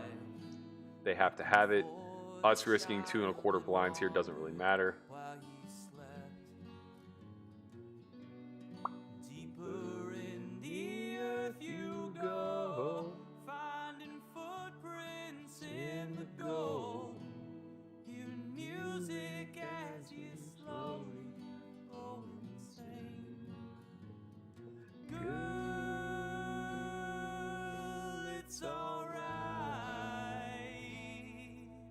It's okay. I think the difference here between having 11 blinds or 13.5 blinds pretty much means nothing. It's alright. It's okay. Don't you cry,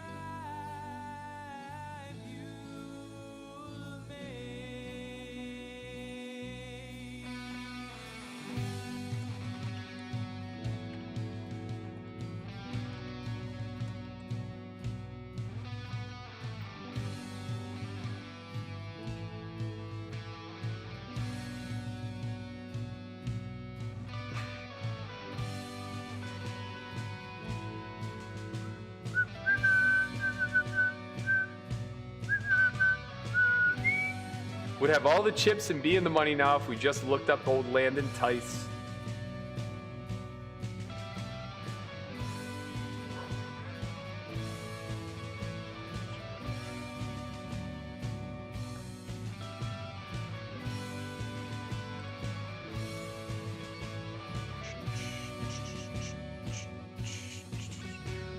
Ronnie Krieger says, "Dude, by your television demeanor, I wrote you off. This stream made me made you one of my favorite players. Take this down. Thank you, sir." Hello, Chauncey. What are you doing?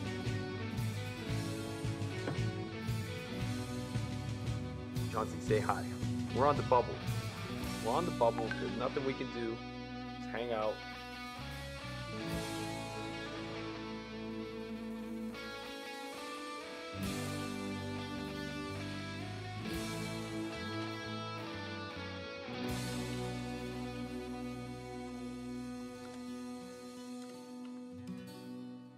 Hi, buddy.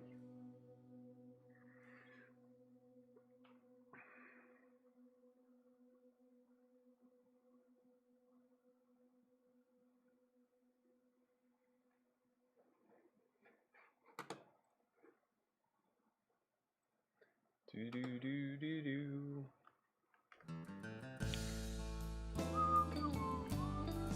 Oh man, they're just chilling.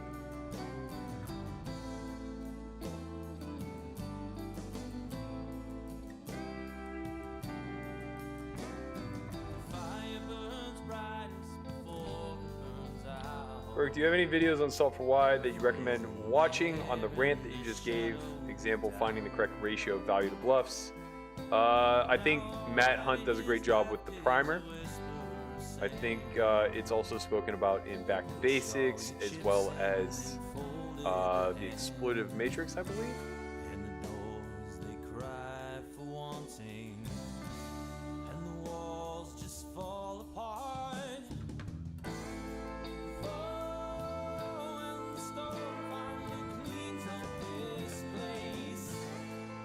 One out of the money. David Trask says, Berkey, you're 100% correct, but you have to play the player, and you don't know the player online. Plus, you're a lot smarter than me, so you don't have to play down to my style, just saying. I don't know what any of that means, man. I don't know what any of that means. The less information we have, the more we have to lean on math, period. If you don't know the player, then you just have to make mathematically sound plays. Would you have been happier if I called with ace-9? What do you think the difference is? Do you think she's value betting a 9 on the river? Do you think she's value betting an 8 on the river? Ace-9 and ace-7 are the exact same hands. How on earth could we imagine it being different?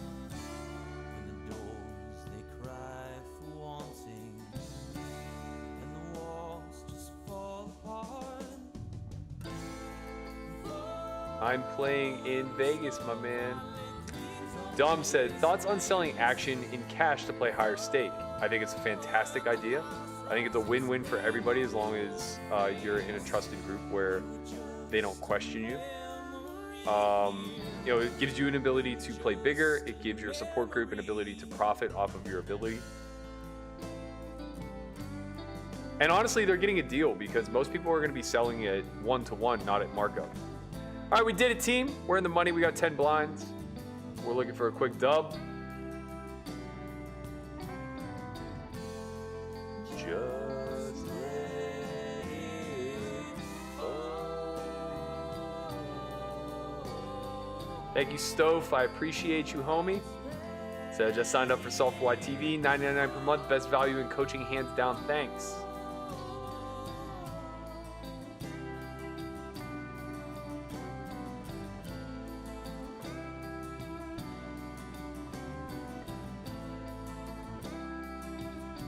This is a good example. JL says, I work in football analytics, same premise there. People don't get it. So what if Aaron Rodgers fumbled?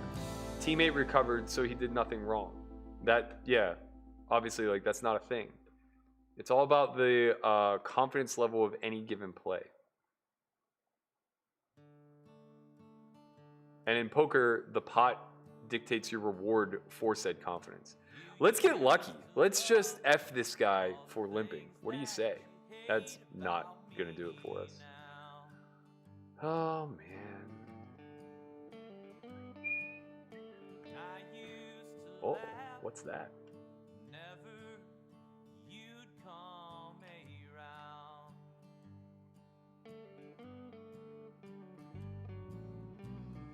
Hoop ball definitely cannot safely jam wide there. I'm going to have more raised calls than I am going to be raised folding. It's not like I'm stealing at a high percentage there. It's a lot of risk to him. He bubbles. He only out-chipped me by 2 blinds, or 4 blinds. Well, I can't hear you now. All right, bring the heat, team. This one will be good enough. All of the cares in If Landon shoves, we're going to snap his dick off. Yeah, we're going to have to fold to just the girly, I think. We'd rather be doing the shoving than doing the calling. now we are husband And wife. The giveaway winners were posted here, Crypto Days. We're only 100 away from giving away a swag bag. Smash that like button. I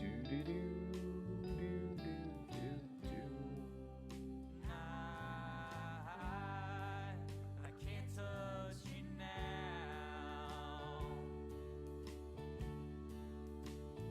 When you lie, when you Oh, come on, Chance. You're killing me, man. Hey, let go of my shirt.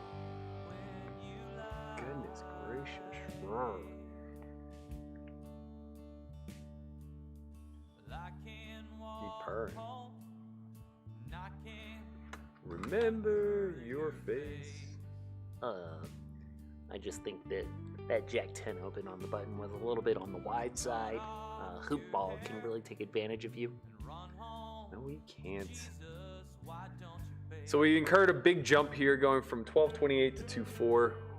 Would have been nice if we had picked up a hand the last level. Will be nicer if we pick up a plethora of hands this level, as everybody's pretty handcuffed now.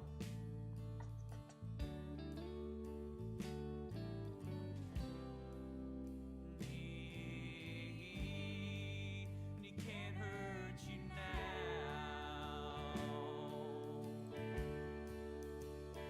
When you lie,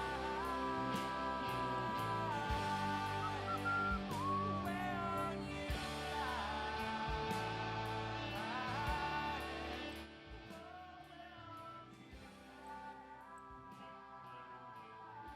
Matt, what do you think about poker now and what it will be like in 15 years? I don't think there's any way we can predict what poker is going to be like in 15 years. So much is going to change. Every time we see a technological advancement, especially one that could impact online poker or just training engines as a whole, we're going to see a massive shift in the game in and of itself.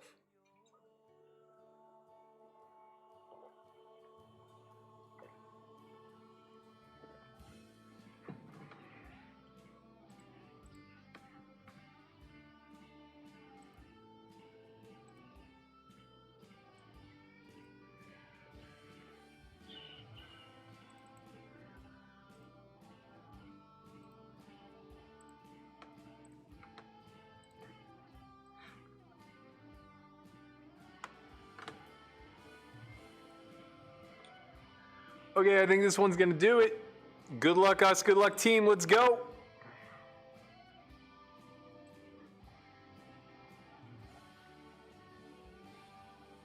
We should possess fold equity here.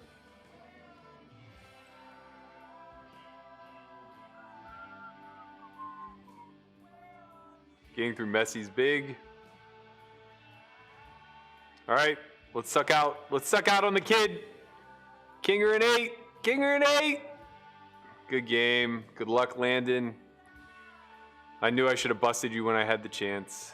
God damn it.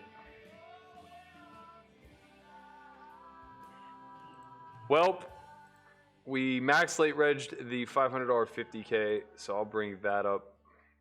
We have a starting stack, which isn't much.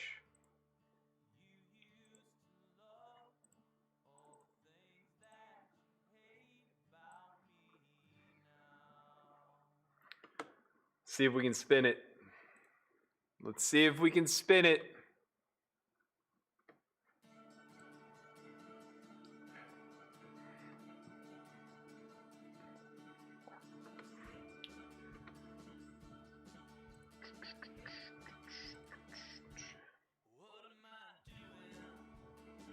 We missed the pay jump, finishing 181, 2 away from an extra $100. I should have tanked.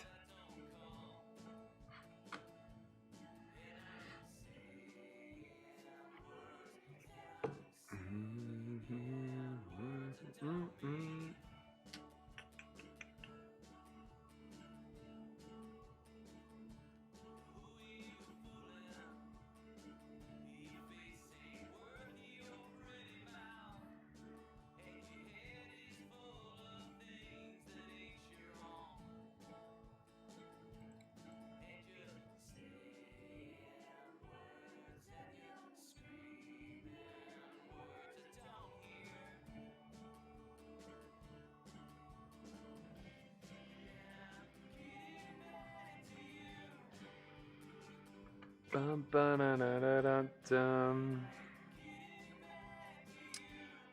My man Joey DeMush, Ryan DePaulo to our right, my man Chewy to our left. Re-entry's closed.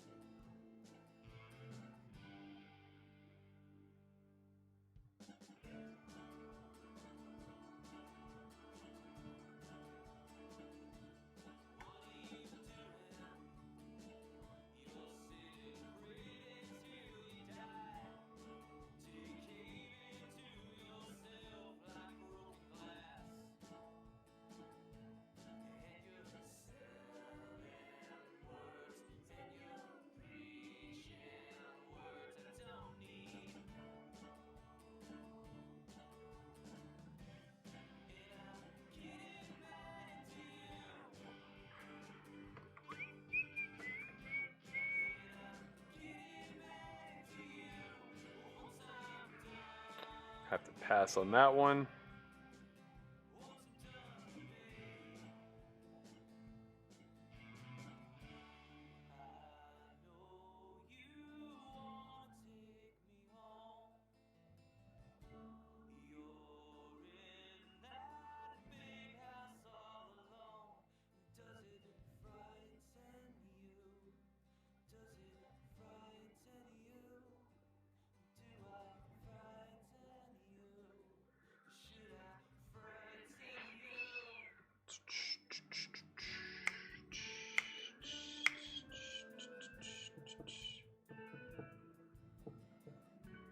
Berk, what constitutes a quality study session? Do you have any advice how to get the most out of your time?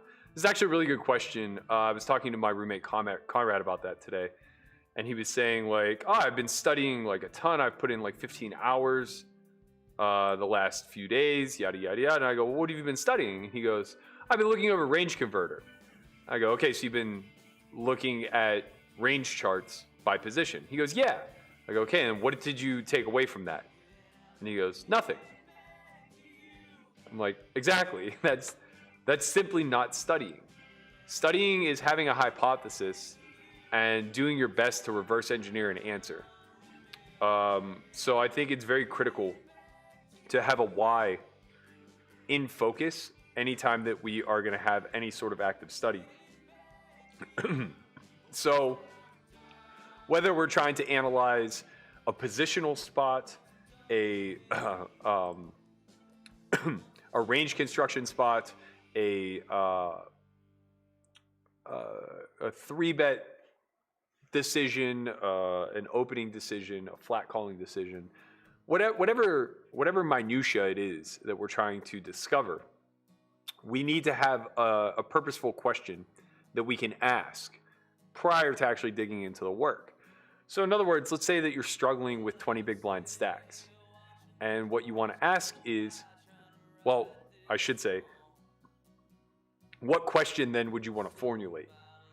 And the answer should be, how can I better manage my 20 big blind stack? So the first thing that we have to ask is, what's the simplest strategy that we can employ at 20 big blinds? And it's going to be push fold, right? So now we have a heightened focus on what it is that we're trying to achieve. So now we want to look at push folds for 20 big blinds. And what we're going to recognize is that, you know, there are going to be a lot of spots where it doesn't actually fold to us. So we're not just going to be all in. And even when we are all in, when it folds to us, those ranges are going to be somewhat tight. So now the next thing we want to look at is like, well, what's our reshove ranges? So now we start to analyze what our reshove ranges are by position. Now we get all of that distilled down. And now we actually did purposeful study, right? We had a question: how can I better play 20 big blinds? And the answer is be more aggressive, right? Be all in more. Now, the solution that we formulated is picking and choosing the right hands by position that we can be all in with, right? And that's any sort of study. All you have to do is present the question that's plaguing you and then try to formulate answers based around statistical analysis or we're all in here. We can't fold queen jack at 7. Hopefully we're flipping. Good luck us. All right, we're dominated. Good luck us anyway. A jack would be very nice. No luck today, guys. No luck today. We did not run particularly well, but that just means I'm going to make a boatload in fucking cash games because that has been the pattern thus far. I run meh in MTTs and fucking mash cash. And to be fair, you know, I don't even know, man. I lost $3,000 in that 500 and I only got my money in bad once. So it's really difficult for me to say that like I played particularly bad.